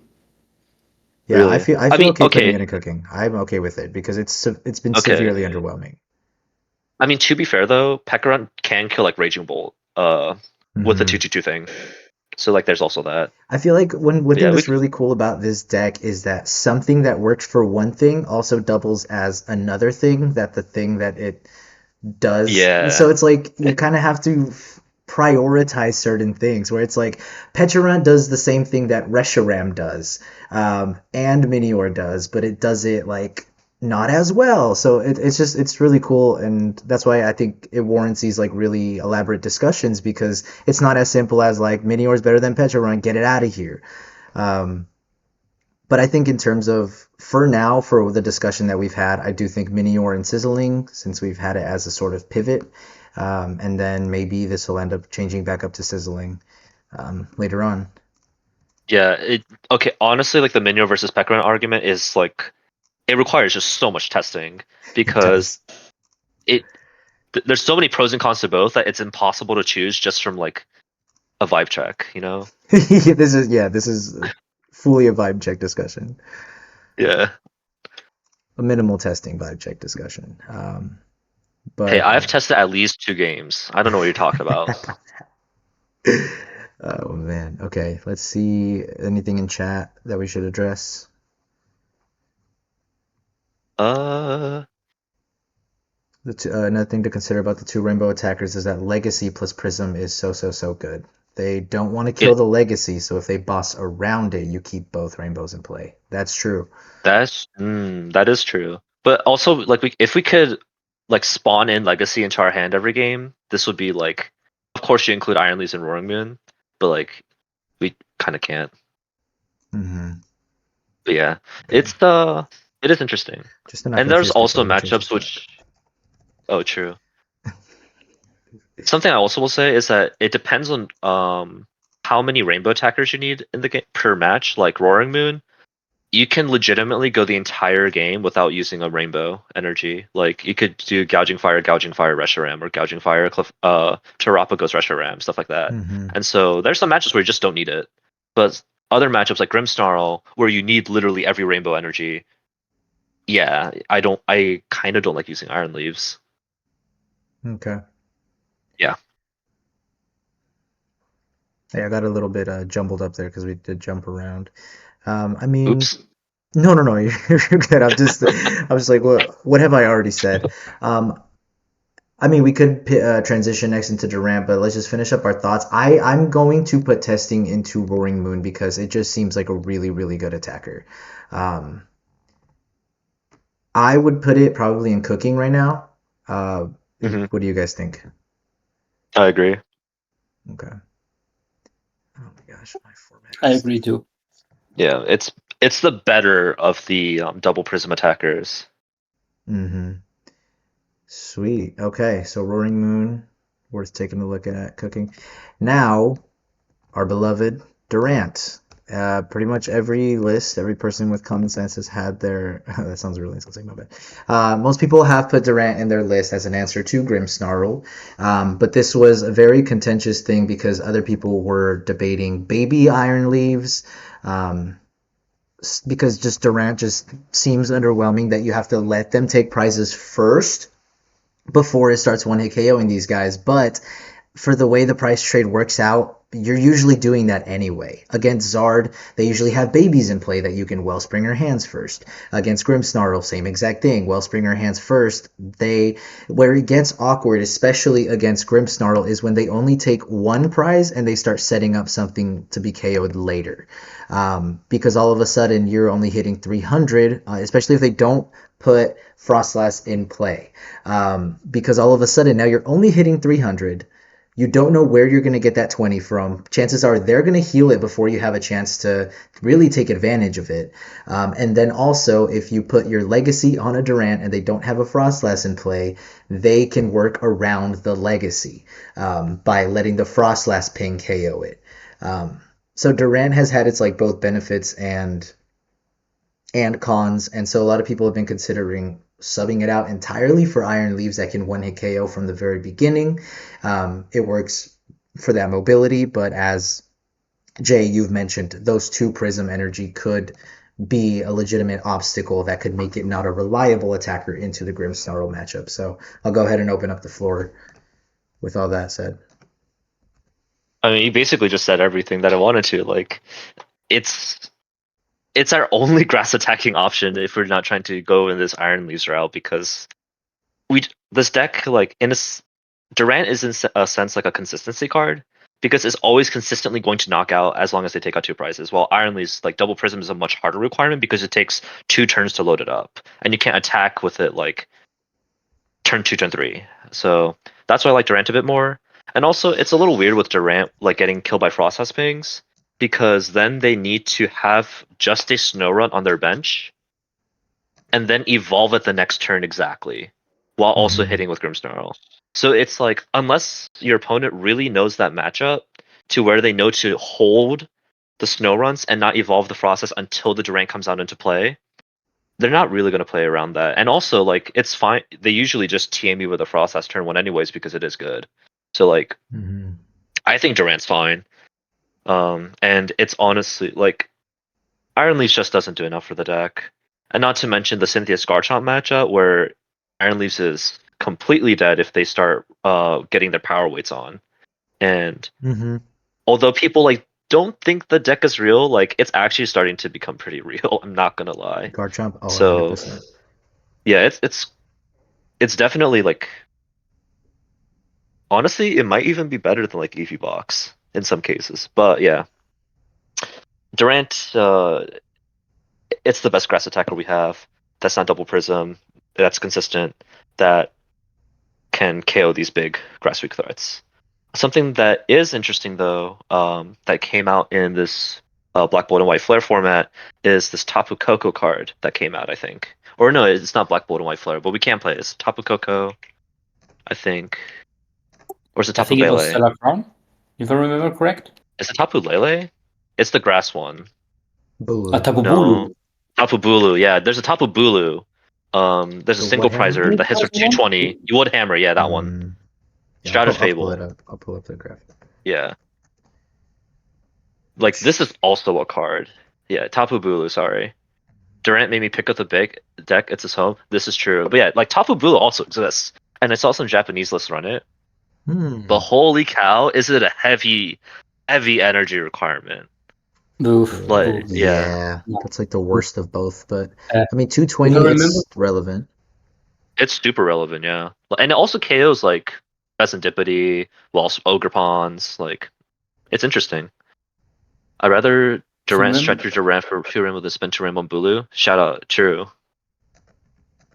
if I, if I remember correctly, in the beginning of the theory crafting for this deck, that somebody came up with the baby leaves, Hmm. Yeah,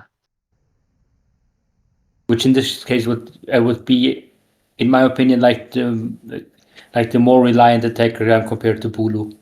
that's also true. Yeah, If you want to play like a single prize attacker or like grass attacker in this case, yeah. Yeah, I think I they all just have don't I think think their. like Rand is the others must. have that much going on for them. Yeah, I think if your opponent knows that you're only one hit KO out to. This was my big problem with Iron Leaves. If they know this is your way to one hit KO the Grim, they're gonna go for those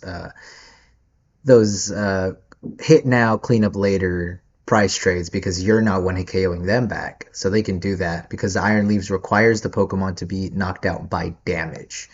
So That's they true. fully could just avoid triggering Iron Leaves the entire game. Um, and especially if Yep. we're like cooking for like what's going to be the world's format, like we're not talking bot players. Like they're going to see these lines of play. Um, Yeah, they're going to set up like 6 prize turns and then you lose. yeah, exactly. It could be the same thing with Durant. They could, if they're really smart, yeah, obviously, hopefully we're applying enough pressure that they feel the need to have to hit into stuff to take KOs. But Durant also, you can play around it. Bulu, it's just a vanilla 220. It works in scenarios for things that aren't Grass Week. Pretty heavy retreat cost, but then again, we're running like Iron Hands and Gouging Fire. Um, Yeah. and it also one hit KOs Caped Zards and Caped Grimmsnarls are not a threat. Power weighted Garchomps from the very beginning of the game, which is something Durant can't do Yeah. until they've taken 4 prize cards. Yeah, another thing that I will say is if you include Monkey Dory in your deck as to spread more Monkey Dory propaganda, is if they only take 1 prize card as Grimmsnarl, then you can kill them back with Monkey Dory Adrenobrain and Sudden Shearing. True. But yeah. It has come up a lot for me. Because That sometimes is I'll put like a true. Charkot at inactive, especially since I like going turn 2 against the Grimmsnarl matchup. If they like think they are so pressured because I have an Iron Hands loaded up to start taking prize cards for some reason, then they just activate my Durant. And they will, with how Grimmsnarl works, they will always take a prize card, one prize card eventually. Yeah. Yeah. They don't always have to take 2, but they'll always take 1. Someone take I a mean, screenshot of the technically, stream. technically, you can one shot the Grimmsnarl even though, even with just one prize card taken, if there are at 1 least Frost 20 Blast. damage on the Grimmsnarl, which happened Yeah. tonight. Oh, true. Yeah, you can just Always forgot Will-O-Wisp. about it. And he forgot the due to the two Frostless ticks, he Yeah. get 20 damage, and it was enough. It was just one prize card to one shot it with Durant. Mm-hmm. Because he had 300 with one prize card. Yeah, I love when a Grimmsnarl player puts Frostlass in play, which sounds funny. But because it fixes our math in a lot of scenarios where like it stops them from taking these like multi-price turns. It's like I am perfectly fine keeping monkey damage on my board. I'm gonna keep up with the price race. You're never gonna get to capitalize on it. Um, Yeah. so it's I actually think interesting. it's wrong for them to frost last like turn 1, turn 1, turn 2. I agree. Because yeah, like if you frost last and your monkey doors die to Wellspring, even if it's inactive, like you lose. That's Oh no. another scenario that comes up really often.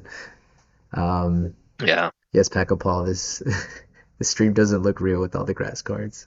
It's funny. I mean, Iron Leaves, I think I don't think anybody really plays this anymore. Kaolin, I know you brought it up. Are you a believer of it, or are you just bringing it up? Can you repeat it again? Sorry. Oh no, Iron Leaves. Like, is this a card that you think is worth revisiting, or did you just bring it up? Mm, I would. I wouldn't say like that much of a value in this deck. Like the EX. I mean, there are better options like the Minior, for example. If you want like a pivot, like to just switch, you can play the Minior. Hmm. Or No, I if you mean want the like baby Iron Leaves. the baby Iron Leaves. Yeah. No. No. Okay. I'm not that sold. Sorry.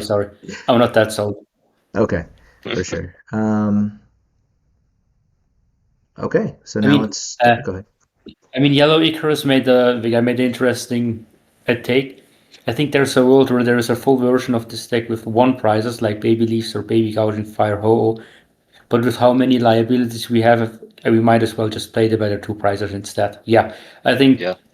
this summarizes, my opinion. That I think the Baby Leaves is completely okay. Like the Bulu would also be okay. Like the Baby Gouging and the Baby Ho-Oh would also be completely okay. But at this point, we can't just. I mean, we can play the better two prizes. Hmm. There's a variant that I was cooking early on when Ho-Oh came out. That was like a colorless version that plays Jet Energy instead. Um, that would need a whole different line of attackers, obviously, because we wouldn't have the Rainbow Energy. But that one relies a lot more on like single prizers, like the Baby Ho-Oh. The Now we have Reshiram as like a closer and stuff, and it plays things like Gouging Fire. I don't know if this has any merit. It was just something I was thinking could be worth revisiting now that we have Reshiram. Because we're gonna talk about baby attackers at some point, and then we get to use like things like Regigigas to one hit KO like big Terramons. Um, but yeah, I don't know why. Do you guys have any thoughts about that? That could just be me. It's an interesting like thought concept.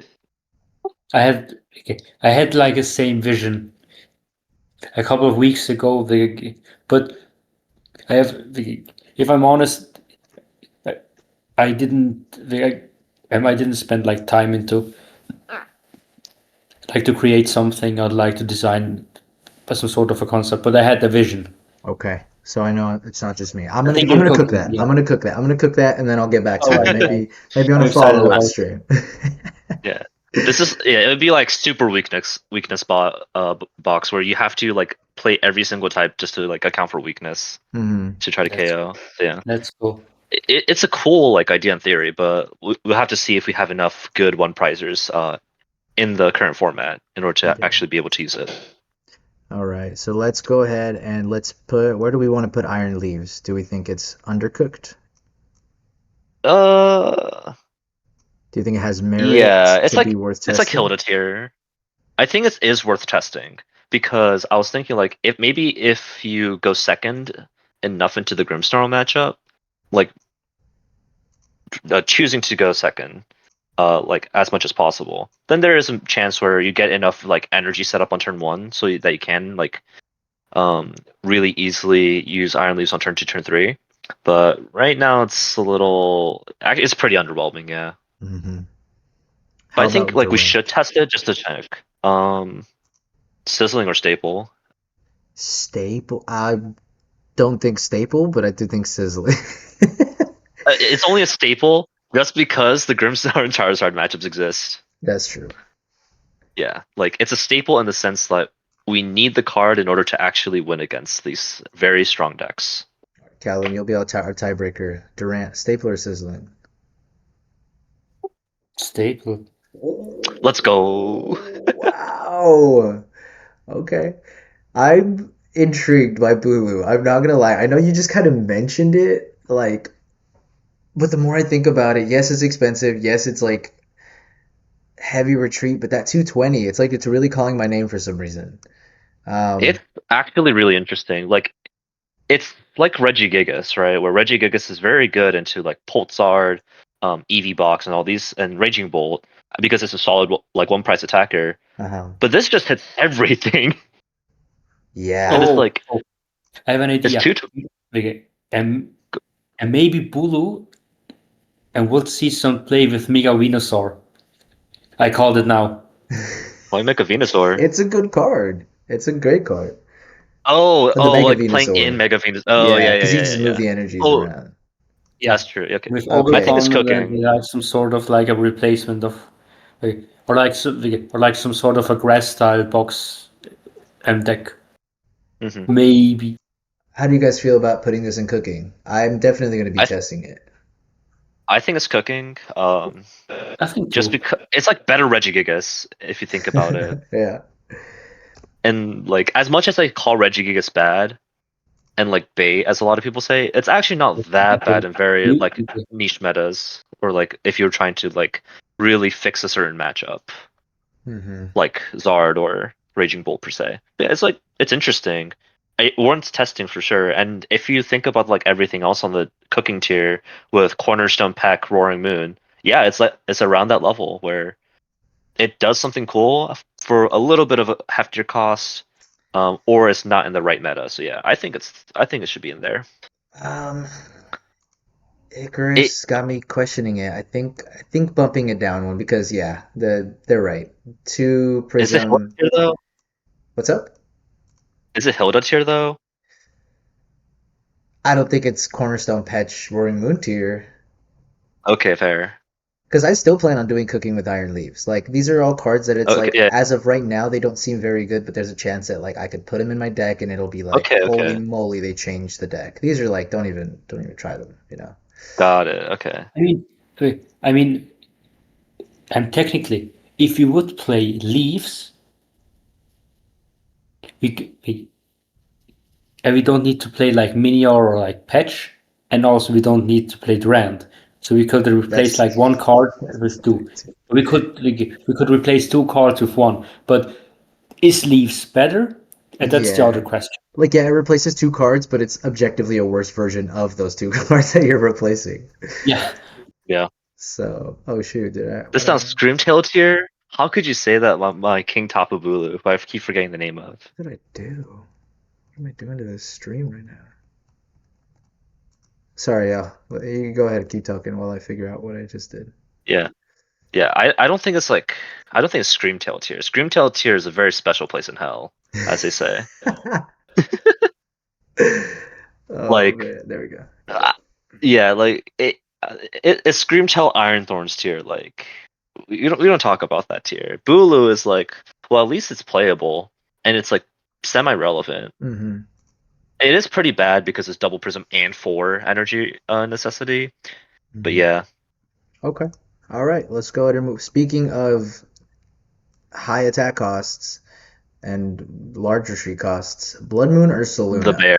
This is a card that even to this day, just people cannot agree. It is probably the most talked about thing in the Discord. Is like, why don't you play Blood Moon?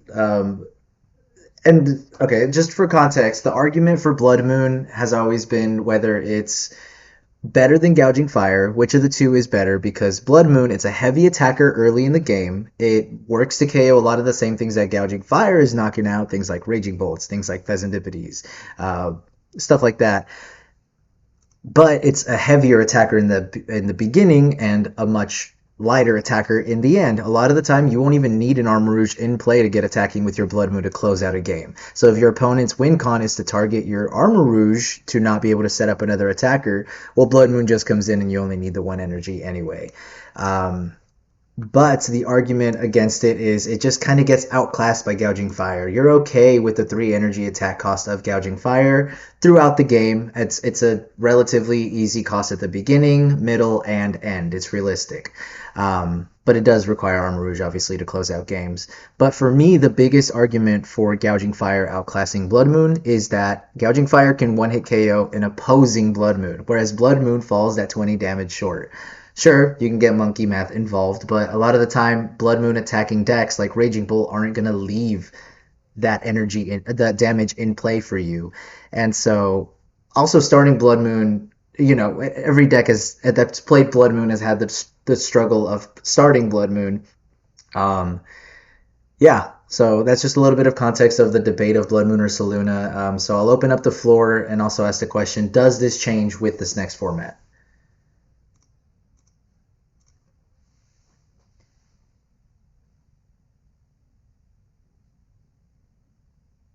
Sorry, For I think you cut out a little bit. So oh, were you did I? asking like, yeah, Oh, my bad. at least on my end. I was just opening up the floor again to, I guess, thoughts on Blood Moon that I didn't Yeah, already say, but also, is this worth revisiting for this next format? Does it gain any new advantages for its inclusion? I I think it think becomes forced next format, to be honest, right?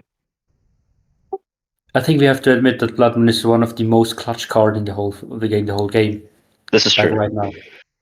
I mean, technically, and not playing Blood Moon is is theoretically okay. In theory, you can say that if you don't play Blood Moon, that you will troll because you have the chance and you have the opportunity like to close out so many games just by playing Blood Moon. But I think it's like it shares like the same issue like Durand. It's an attacker who only shows up in value like in the late game. And if you already ran Durand, which is like a staple, in my opinion, you don't need to run like Blood Moon if you already play Durand and also have like other cards like Gouging Fire, for example. Or theoretically you can also do the same like with Clefairy. You can also hit like the 230. So I think Blood Moon is pretty good, but I think it's not needed. I'm currently, and I don't think that this will change in the next format, in my opinion. But still, it's one of the best and clutch cards in the game. Mhm. Yeah. My problem with it currently is that with how the deck runs with so many researches and discards and everything, by the end game, it's really, really hard to actually find a boss. And so, like, the typical play that you would do a Blood Moon against decks that are not named Raging Bolt is you want to boss their Fez, boss Latias, or like whatever, right? Mhm. To find that weak point in their deck, target it with boss, Blood Moon KO, you win, right? Mhm. And so that's like the big thing which it does get fixed with the idea of what is it? Palpad. So if you Palpad for 2 boss back in, then you have a higher chance, and then Blood Moon value is actually just incredible. Where you don't need anything set up on your board. Like you could have literally 0 energy on your board, all your Armarouge is dead. You have like 3 cards in your deck, and it's gonna be Blood Moon boss, and that's you just win, right? Um the thing that like drives me off Blood Moon a little bit more in the future format is the rise of Goldango in particular, where Mhm. Blood Moon just doesn't do anything against Goldango unless you want to like boss Genesect. But again, same problem. You're researching and Shionoing away your cards literally all the time, and so having a boss at the very very end just is not very realistic if you really want to think about it that way.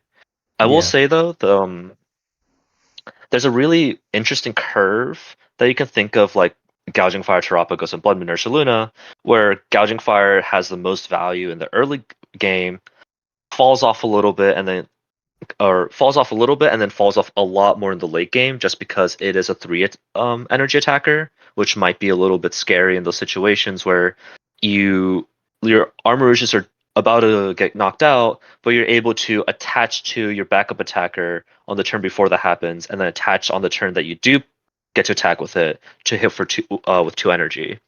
So that's what happens with Gouging Fire. Terapagos is like really weak in the early game, and then spikes a bit harder in the mid game, and then falls back down in the late game because your area zeros start fizzling out.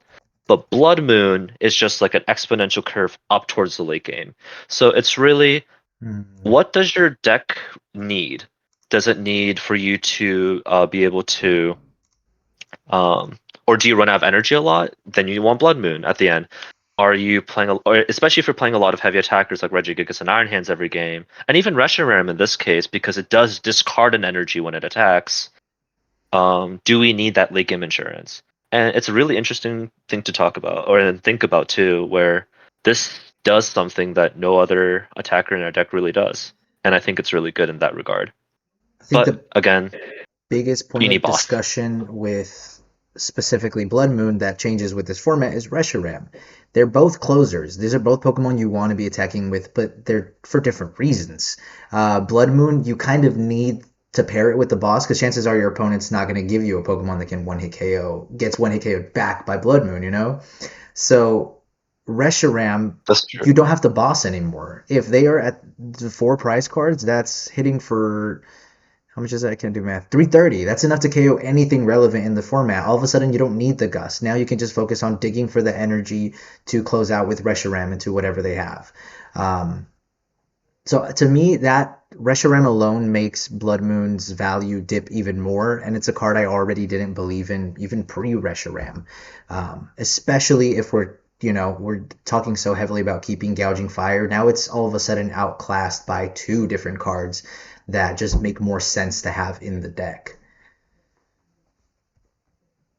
Yeah. Well, Yellow Icarus also brought up a pretty interesting idea where against most matchup, like early game, you play Wellspring Hands, and in the aggro matchups, you start playing Gouging Fire, Terapagos, Clefairy, stuff like that. Mm-hmm. Mid game, super effective, and then you get the Clutch Bear at the end. Yes, that's true. In literally every game of Pokemon, if you can like find like boss at the very end, like that's one thing. What was I saying? But like, I don't think I've really run out of energy to the point where I need like a 1-0 cost attacker at the very end. Because I really like using Clefairy and Terapagos as my finishers instead. Like, if they have a lone Fez and I have boss's orders in my hand, then I'm usually just swinging with Terapagos, Fez, or Gouging Fire, or some other attacker that I have. Like, sometimes, like, even I might have like one prize card left, and I just attack with Wellspring for game, or Cruel Arrow Fez. I don't.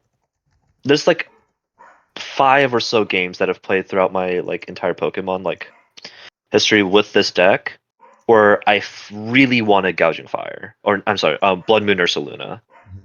So yeah, it might just be like skill issue, just like plan your energy better, or like get luckier and just have all your energy and like don't discard your energy retrievals and stuff. But yeah, there is merit to this card. It is a good card. But I think it's like slightly outclassed by others. Yeah, I think So yeah, proper energy preservation, assuming you don't get really unlucky, is usually enough to have whatever you need to close out. I'm the same way, where it's like there's been very few situations where I was like, man, only Blood Moon would win me the game here. Um, so yeah. yeah. If I had like a 64th or 5th card, maybe even 63rd card, this will be Blood Moon would be in it, just as like that late game insurance. It's super good.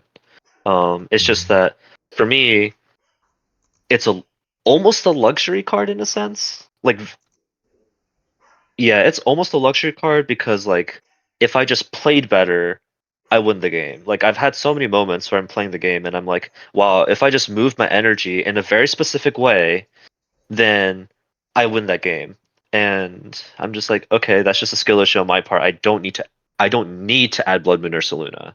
Where if I needed to add Blood Moon or Saluna, then I would. But yeah, like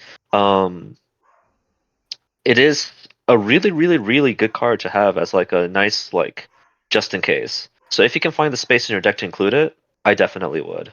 That's where I'm at with Blood Moon. Kaolin, any thoughts before we rank it?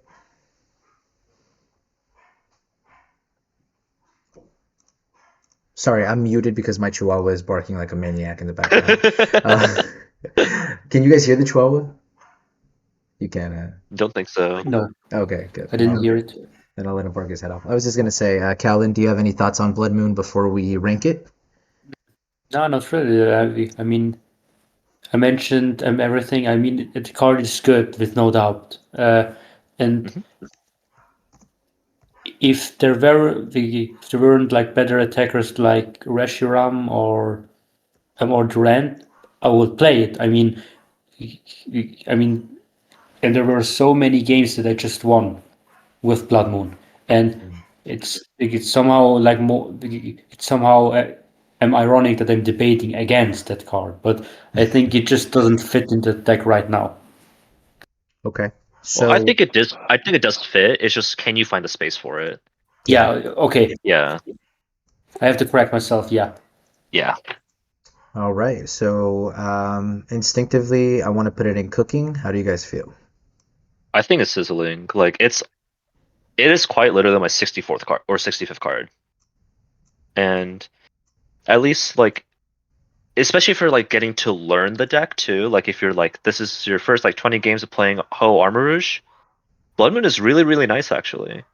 As well, just as like a little crutch against certain things where people might want it just to be like, oh, I really like this deck because it has this out. But yeah, So you think Blood Moon goes in the same tier as Monkey Dory? oh yeah, for sure. I mean, I put Ooh. Terapagos and Sizzling as well. Like Terapagos and Blood Moon are like almost the same tier. Terapagos slightly higher just because it has the Terra activation. Kaolin, where do you You think know? Blood Moon goes? I would agree. Sizzling or cooking? I'm tending more to cooking, to be honest. But Jay made Okay. I made a very good argument in Terapagos.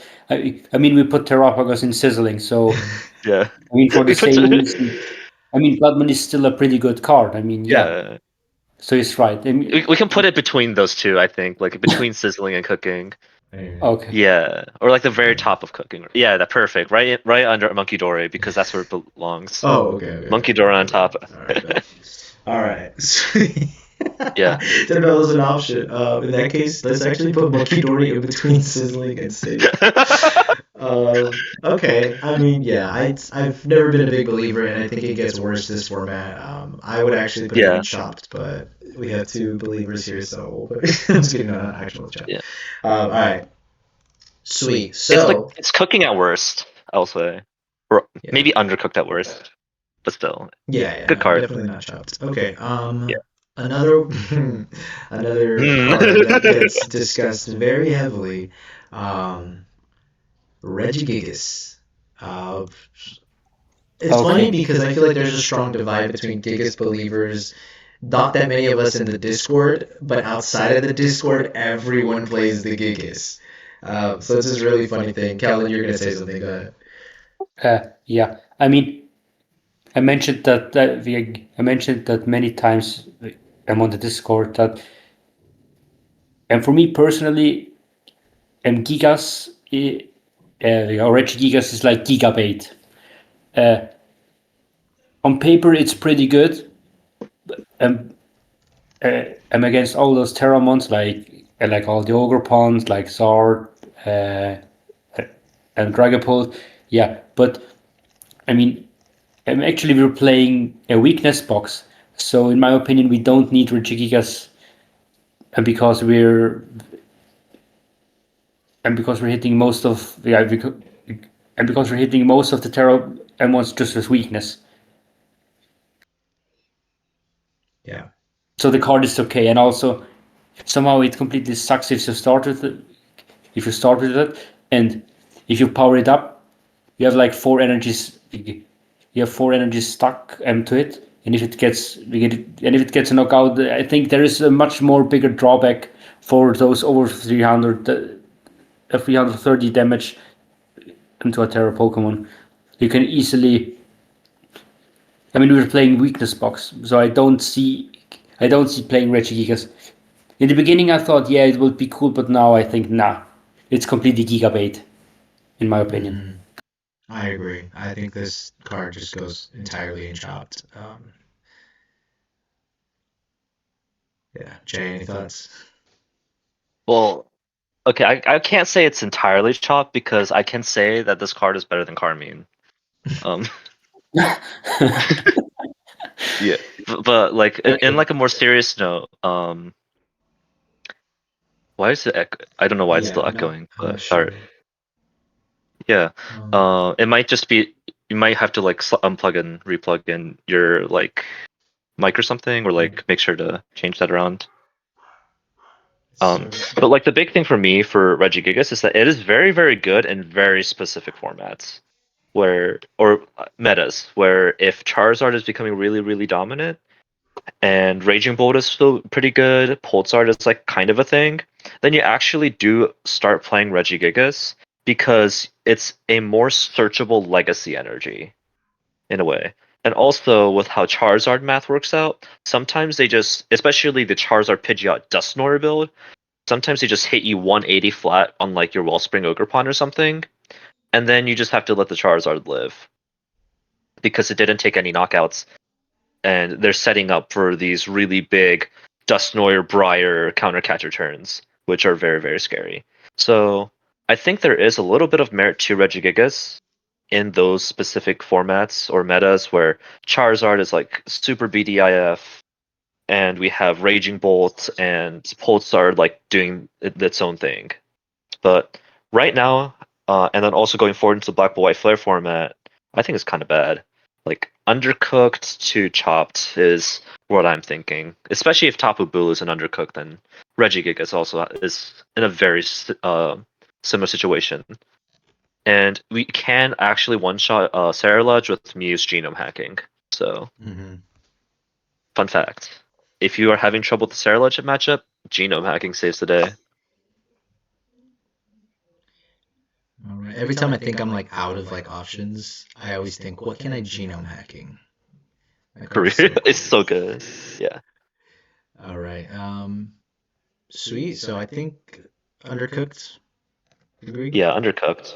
Yeah, yeah, agree. It's funny. I appreciate this card because it's very lore accurate with its slow start ability, where it's like if you start Yeah. this thing, it is slow, it is not doing much, and it is going to sit there. But when it Yep. does start hitting and you need it, it hits. Yeah.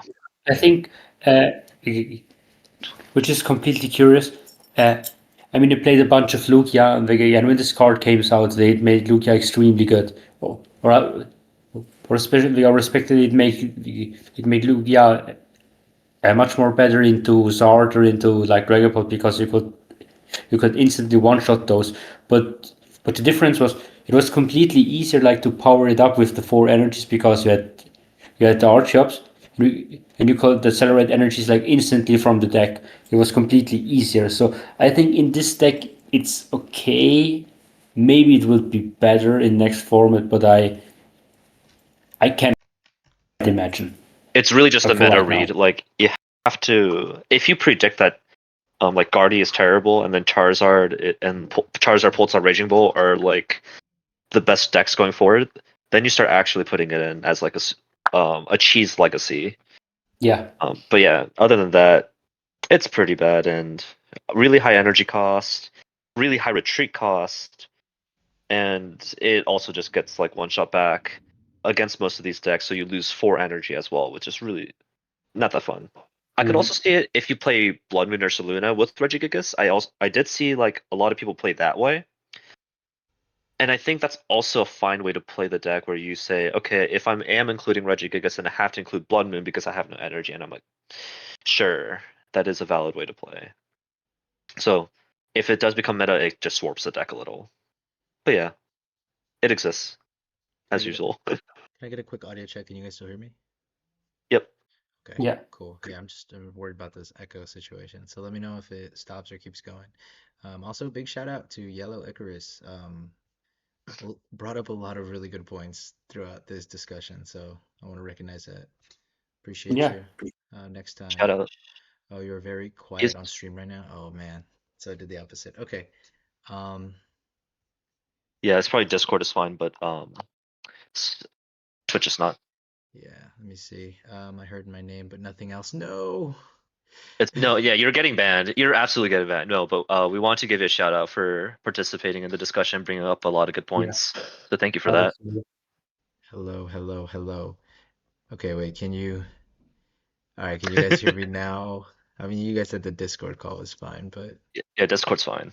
Yeah. somebody tell still Still quiet? quiet. Okay, maybe doing Much more this. quiet.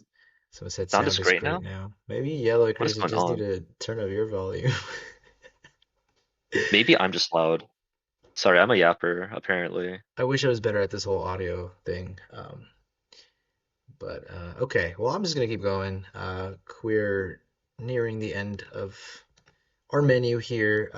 These cards kind of deserve to be talked about together, Chi-Yu and Baby Ho-Oh, because they kind of serve the same purpose. This is a discussion as old as time with this deck, is whether we need a baby attacker, and for the most part, a lot of people went forever without it. But recently, I forget who it is, someone's been pushing Ho-Oh propaganda a lot more. and I don't hate it. I guess I'm just curious about what baby attackers look like in this next format. Uh, so I I played never around a tested them, to be lot with honest. both of them. I played around with both actually. I love both. But they're also pretty bad. So the here's pros and cons for for both of them. Chi Yu's first attack is absolutely ridiculous going turn one second, where you Hmm. get the Flareon thing, where you get 5 energy setups, same with like Squawk Motivate. And the second attack is super cheap, but it's conditional. And most of the time in the matchups that you want it, you need boss or a lucky bundle. Ho, on the other hand, is just the most consistent baby attacker I've probably seen in like all of like playing Pokemon, other than like like Lost Box Cramorant. But the 200 is really relevant.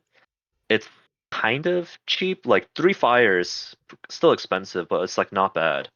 Um, but it has been pretty good. Like it's a solid hitter, hits for 200, KOs everything that's fire weak, KOs a couple things that aren't fire weak, like Mew, Clefairy, stuff like that. But I'm not sure how good it will be going into the next format, especially. I honestly just both. Like the big thing that we have to look out for is Goldango Hmm. because it has boss. It plays around our legacy a lot, and it has like the ability to just run over us. And Now so, it gets the option. It gets its own one prize attacker reliably with Sizor, and our deck it's really yeah, difficult to play around the Sizor, um, and so yeah, it it is. basically Oh lets my us match god. it. Yeah. Yeah, it does let us match that Sizor because I've played against that Sizor too, and it's just like unless I quite literally boss or bundle for that thing, or try to wallspring through the size to the Scyther, I'm losing to that thing. It's so good. So honestly, it might be the case that we need one of these baby I attackers. think so I'm too. personally more for Ho-Oh, but Chi just might be better as like the cheaper energy option, and sometimes we high roll with the first attack. What do you guys think? Or if Kaolin has any ideas as well? Hmm. I mean, I never, I never tested those single price attackers, to be honest. But No, like completely out of the blue, like, I would say like Chiyu is like situationally like better, and also if you start with it, then you can't bring out Ladias, or if Ladias is priced, I mean Chiyu has just one retreat cost, so it's that's like true. easier Hmm. to bring it out of the active hand compared to Ho, Mhm. and Ho can also be amped for two. That's So I true. think I mean, like wait, but Chi can also be in for two. It okay, can sure, be yeah, amped good, for two. Baby fair Yeah. point. gouging Fair. fire. Now this guy right here, this is where the sauce is. I mean, yeah, this has always been like the third baby attacker that people have advocated for. If it's like, because what damage is That's it? the Does same issues as 170 Ho-Oh. damage. Yeah. I think it's worse than Ho-Oh, except against Joltik Box. I think that's the only time in which Gouging Fire is better than Ho-Oh. Like they're the same card basically. Kind of, yeah. But Ho-Oh's yeah. Like, is amping really a big concern? Probably not. That was just a note, Yeah, right? we're not yeah, we're never actually using baby Ho-Oh against Miraidon or Mhm. Joltik Box. We can. At least I'm not. I don't know about you guys. Yeah, these are Uh, two cards that I've honestly undertested. I've never played either of them in my deck, but it is worth revisiting again because of Dango. Um, But also, it doesn't hurt to have a baby attacker if I can find the space for it. Chi-Yu, I'm leaning more towards Chi-Yu for the simple fact that in the matchups where it's relevant, Pokemon are taking the KOs with damage, so fulfilling the knocked out by damage aspect of Mega Fire doesn't seem too yep. difficult. But also because the more I play, I wish I just wasn't playing any like superior energy retrieval, which I know sounds wild, but Flarebringer is kind of calling my name. It is a very busted attack in like a pinch. Um, It's so good. It I don't saved me know a if, couple times. yeah, I don't know if I'm crazy for not wanting to play superior energy retrieval. But it's like I think if we just play a version of this deck that just it's a little more efficient. It plays, the Terrapagos. I don't know. I just that's just something I've been thinking about. So I'm gonna try both of them. I don't really have too many thoughts on them besides that, and I think wherever we put them, we got to put them next to each other. Mm, I think it's like on the I would say same tier as now Blood it's Moon. What'd you say, Calvin? I would say that those two would belong to Undercooked, or more like Underexplored.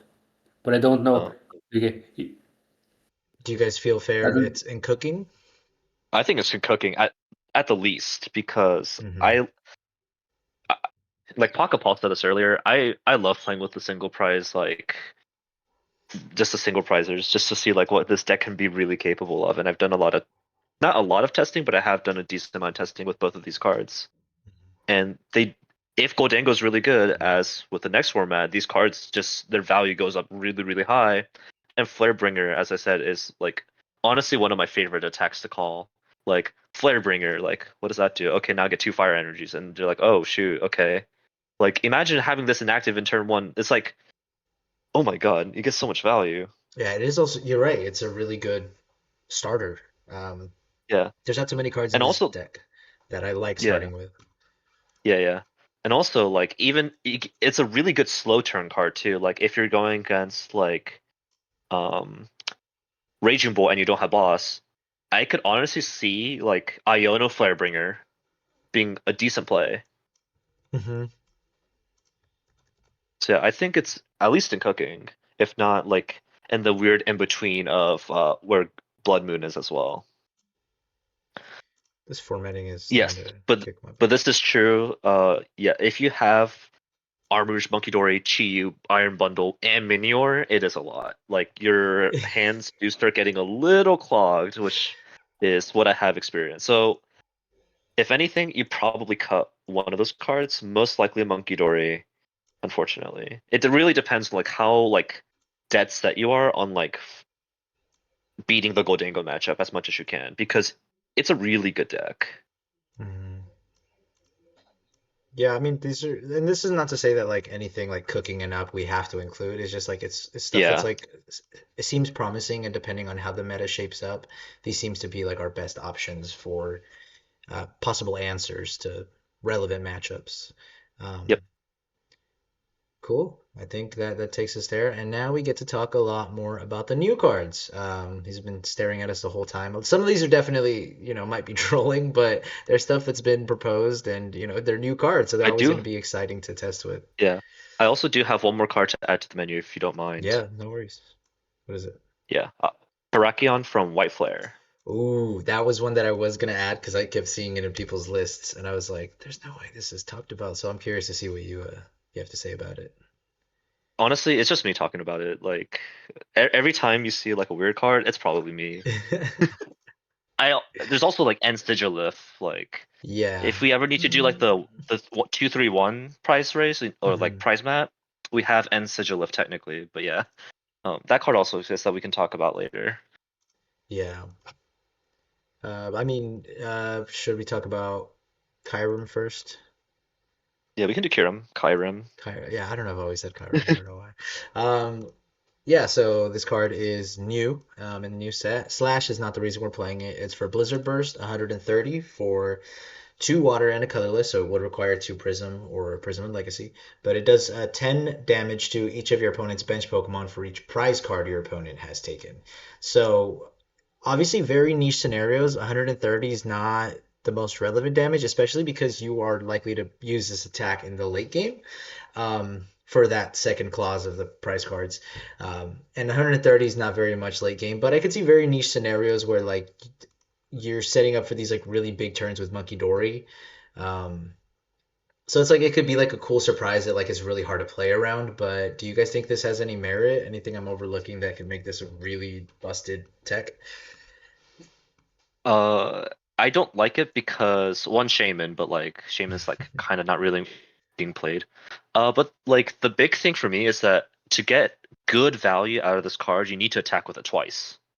So if you think like, okay, my opponent take 3 prize cards or even 4 prize cards, and I have a legacy, I could play Curum, Legacy attach, move all my energy, Blizzard Blast, they knock it out, and then you play Curum again with Night Stretcher, and then attack with it again. Then it's pretty good, but you need to commit all 4 prisms Yeah, that's plus true. Legacy to that, If it and was like that's never going to watercolorless, happen. colorless, it'd be much better. Yeah, but I feel like with how most of the decks are structured, where they're playing like 70 HP, 80 HP, 90 HP, with like the stage ones and stuff. Like if I'm going against like a board of like drag cloak still, I need to attack with this thing twice, and Mhm. that's really hard to do. And it never really reaches that 60th range, which does have like a bit more like flexibility with. So I don't think this card is good, but if we could somehow like, if it doesn't die, then we kind of just win. Mhm. Or if we're able to like night stretcher and attack with it again, then it's it's crazy. It's so good. But yeah, Okay. this is Carmine tier. Khaled, any thoughts? Yeah, I think the card seems cool, but I might sound rude, but why should we even play this card in this deck? In my opinion, 50 spread at the end of a game. That's kind of good. And the only things that KOs is like Badu, Pidgey, and Duskull, right? All right, all Oh, right. I'll throw and myself off a bridge. All right, hold on. No, go ahead, go ahead. and that the electric pre-evolution Dynamo, right? Duskull 60. Oh shoot, you're right. Yeah, this card's terrible. Why am I even playing this card? Okay, all right, all right, all right. I mean, Maybe at, if like my opponent is I mean, playing at this Frostlass point we Monkey could. Dory. I mean, at this point we could even discuss about about the new tier below Chopped. I don't know. All right, guys, that's gonna do it for me. You guys can finish the discussion. I was No. just kidding. I was just kidding. I was just looking through the proxies, and I was like, oh, I think somebody mentioned this. This is totally not me like trying to like diffuse the blame onto somebody else for a terrible idea. I just remember somebody putting it in the chat, being like, does it have any merit? Maybe I'm missing something. I don't know. No, Something else you need that to attack with it twice. So yeah. yeah. Something else that I might also get flamed for is another card from this set is Zekrom. It is literally just Reshiram's electric counterpart. It's basically does the same thing as Reshiram, but this one does need the Prism energies, unlike it. This was more so just something I wanted to talk about. If Lightning Weak Pokemon ever became like super relevant, it could be worth exploring. I'm probably not. This is probably just another straight to chop tier one. Yeah, it's chopped. Like we since we have Prism now, we do have Iron Hands with the arm press attack. And also if you really need a little bit more damage, True. you do have Tapu Koko EX from Journey Together, which That is is like true. half a Clefairy, so like meh. Yeah, Mega Yeah. Pitch at the only weak. Yeah, or Hans will be able to one shot it now in the upcoming format Hmm. because we can arm press. So Gen I'm Mega not too has worried been about a it. sore spot for the deck. Yeah, it actually that matchup is kind of hard actually, Hmm. and that's why I run Hearthflame in Destin Rivals. All right, let's just shit on Pokemari's ideas. No, I'm just kidding. All Yeah, right. only my ideas are good.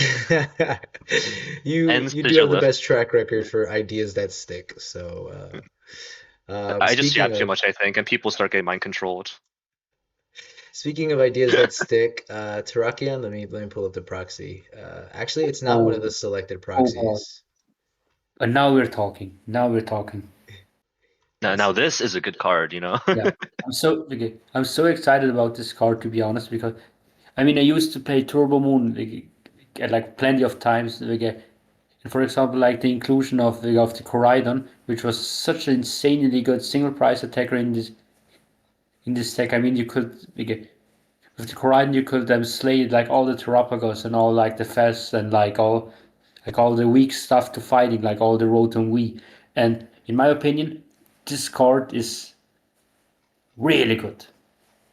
And I would love Wow. like, I think I would rather play like this one and compared to Chiyu because it would like be easier like this like just to boss KO and fast with this thing and like get some cheesy knockouts. I would rather play this than Chiyu as a single prize attacker. Okay, Jay.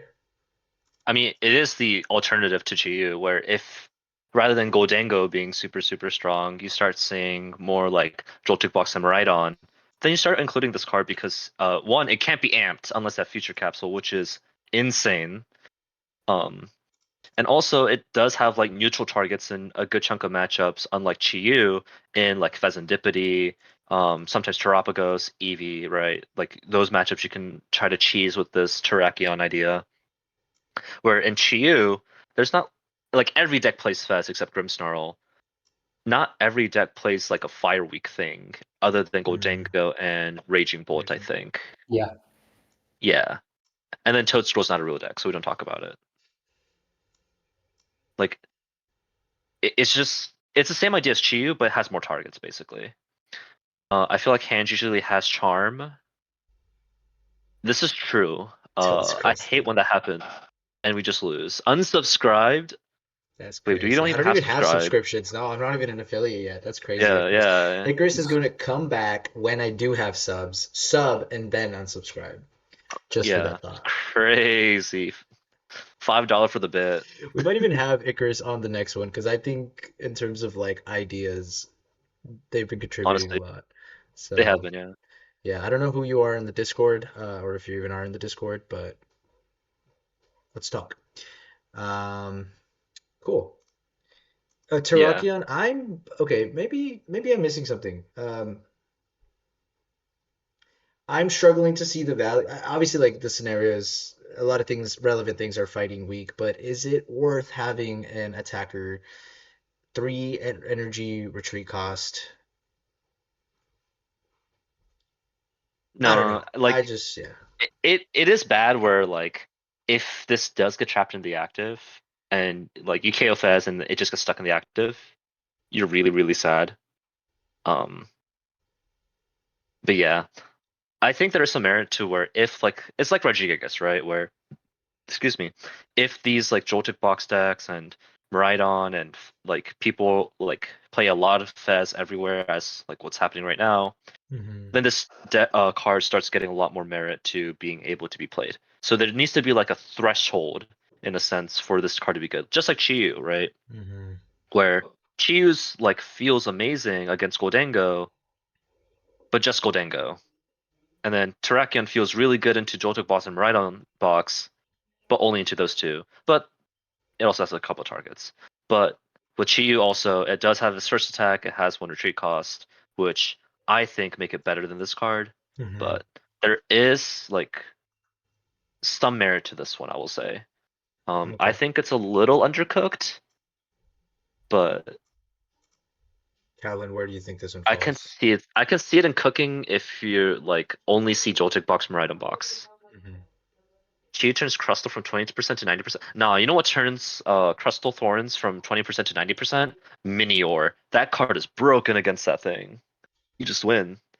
They can't do like the cheesy like boss like trap something in the active. You just keep minioring them, and they can't handle it. They literally explode on the spot. Yeah, Um, actually, all right, like poor Calvin. Shanasti. Calvin, do you think Terrakion undercooked or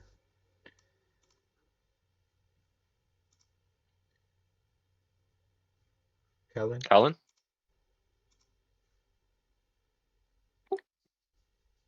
No, I would say cooking.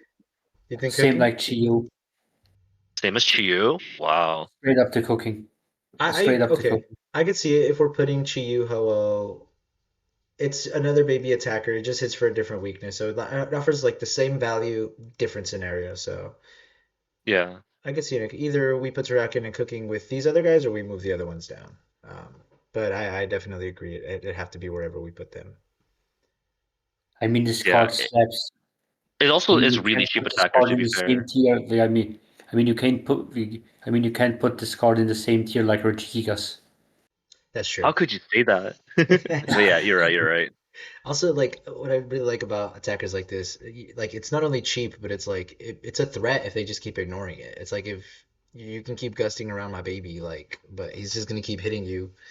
Eventually, you have to Yeah, hit it. they'll run out of Gust eventually since we play like 3 or 4 Iono anyways. Yep. Unless you play Goldango, then you know they never run out of Gust. They just have Four it. boss is insane, and bundle. Yeah. I It's mean, that's why I started going into like the Palpad, like think about Palpad because then I technically do have 4 boss. But yeah, yeah. it's All interesting. right. I'm still playing around with it. All right, sweet. So now, second to last, we'll leave the sauciest one for the very end. Air Balloon is a Where's Groovy card Mango? that, right. Honestly, yeah. I don't think Ruby Mango's here. I think they're in Japan. Yeah. Um, but Air Balloon is a card that, in a way, makes sense in this deck because Armor Rouge has the two retreat cost. That's the only thing that can't benefit from Latias, but it's not searchable. It's only really beneficial on Armor Rouge if you have Latias in play. But you also just have Minior and Pecharunt. But it's a card that I think has been brought up enough in terms of like improves from the new set that it's at least worth addressing for people who might watch this back and have that question. It's like, why not play Air Balloon? Because we're not Goldango, basically. So do you guys have a strong argument for this card to be considered more? No. If we played Arvin, it'd be No, good. But that's it. that's Yeah. straight up no. I mean, Yeah. Icarus, another good point. The question would be, can Balloon allow us to take Latias out of the deck? But I just don't think No, you ever do. literally Iron Hands. We would have to take Iron Hands out of the deck too. Yeah. Yeah. There's, funnily enough, the Japan list that was on stream for the Japan Championships ran two Latias, um, which I thought was interesting. I would never do that, but it was just funny to see. But okay, so Air Balloon put it straight to chops. Yep. Yep. Into Carmine Tier goes. Yeah. Someone's gonna be Into really upset yeah, about into this. current year. Dude, we're gonna see all those people who like love playing Carmine, and they're gonna keep hearing like straight to Carmine Tier, and they're gonna be so angry. They're gonna start a new Discord where Carmine slander is not Yeah, allowed. and it's gonna be Carmine Armarouge Army. Oh man. All right, sweet. And that brings us to which we definitely could open up the floor for any other cards we need to consider, but at least in terms of stuff on the menu, Jellicent. Um, don't know how much merit this actually has, but it's been brought up enough in the discussion that hey, we could talk about it. So the I'm obvious out, man. thing, This is too much cooking for me. I'm out. Sorry. Carolyn said Nah. it is 1 a.m. for me. I need I don't have time to talk about Jellicent and Armarouge Box. Um, I mean, obviously, it's a strong card, strong effect. It's something that our deck currently doesn't have. That's item lock. But it's a stage one, so finding it would already be difficult. Two, if we play the soul only prism build, we would have to use our legacy to attack with it. But one thing worth noting is the secondary effect of two more energy. It's possible with our deck. We play a bunch of energy, we can move it up. Um, but I mean, that's three retreat cost. It's the thing is the list that this appeared in. It was kind of like it was a Jellicent oriented list, um, and that I mean that three retreat cost, the ability to find it. That just it seems it's not a very splashable card. But is it worth exploring in a variant of the deck? Do you guys think? I think it's worth exploring just because I like seeing weird decks. I just like seeing like the capabilities of how like what can Armarouge Box do if you warp it to like this like weird Jellicent variant. And I think Mm-hmm. like the same thing happened with like the End Zoroark Reshiram variant too. Mm-hmm. But like this Or card the just sucks in Thorns our deck. variant. Like yeah, exactly. But also like three retreat costs, you lose all that energy, and then also just like you don't get to include all like the super cool attackers. Like what happens if this deck goes against like Grimmsnarl where they just use TM Evo on turn one or turn two, and then they just spike mutt for the Grimmsnarl, like we just Mm-hmm. lose. Yeah. Um but like it is a really strong card, and I think that somebody will at least find success with it, but just because of how good item and tool lock is. But other than that, I'm not particularly a fan. But I can say it's better than Carmine. Whoa, whoa, whoa, whoa, Oh yeah, I think it's better than Carmine. Wow, some real Carmine hate. I need to reformat this. Yeah, I think it was just worth including again. A lot of these like new cards, it's like realistically, Prism and Reshiram, maybe Hilda are what this deck really benefited from in the new set. But it's always Yeah. fun to cook a little bit. But I think we can agree this is chopped. It's pretty bad, yeah. On the bright side, a one-shot Dragapult. Hmm. But so does Mew and Clefairy. And Yeah. Latias now. Ooh. Dude, I'm still ready to Eon Blade. I'm gonna Eon Blade for game, and they're gonna be like, what? I'm still ready. That's wild. All right.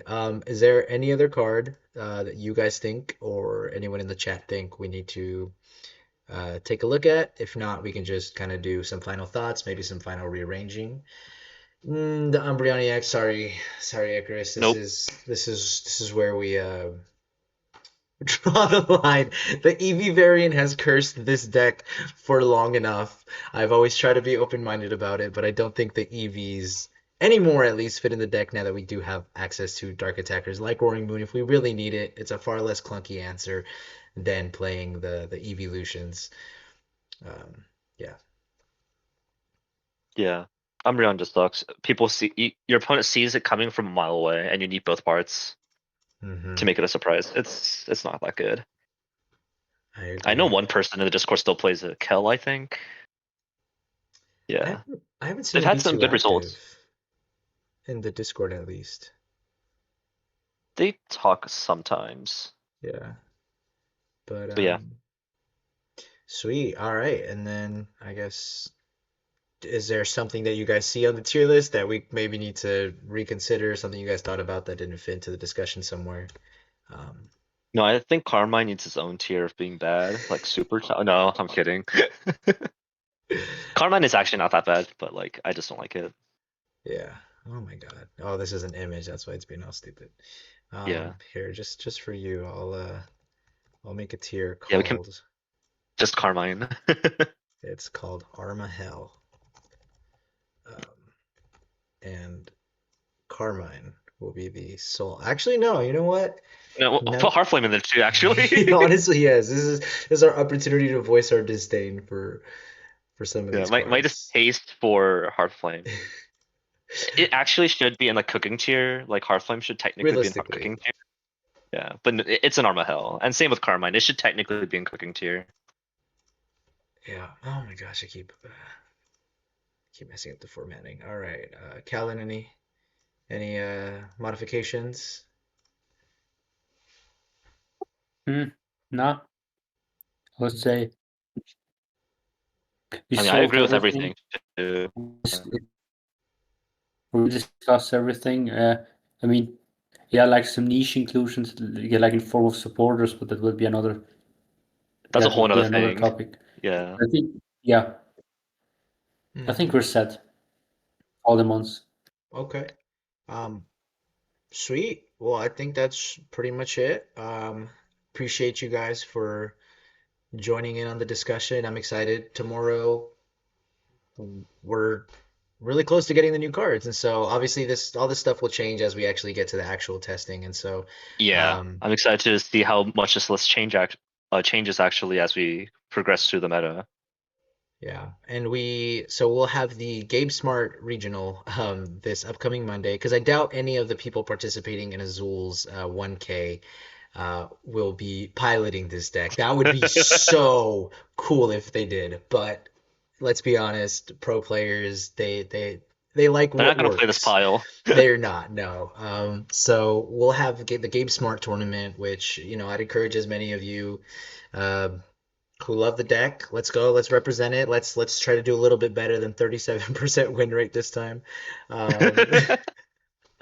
but I'll definitely be competing, and hopefully we'll have some more data to analyze in terms of this sort of format, like on stream talking, cooking. I really enjoyed it. So you guys are welcome back if we ever do a future one of these. Hopefully next week we could do something similar. But yeah, any final thoughts from you guys? Not really, but make sure to include an end sigil if everyone in your Armarouge decks. Mm.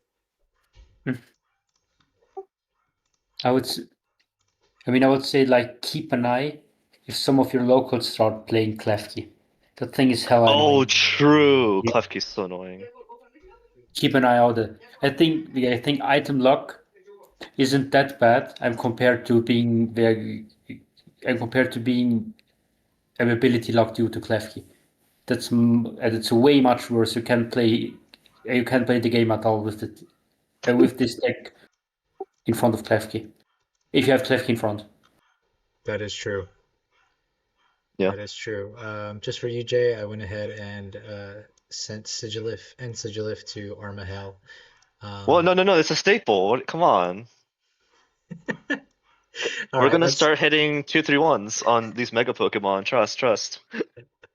Okay, maybe it's worth revisiting with megas. But anyway, for now, this is where our Armarouge sort of tier list is at the end of the discussion. Appreciate everybody tuning in. I should have the numbers now to become an affiliate in no time, so we'll be getting some fancier stuff involved in the streams, and I'll figure out how to actually do all this graphic stuff because this was very DIY, but I did my best. So hopefully you all enjoyed watching, and yeah, cool. Until next time, I guess. All right, so.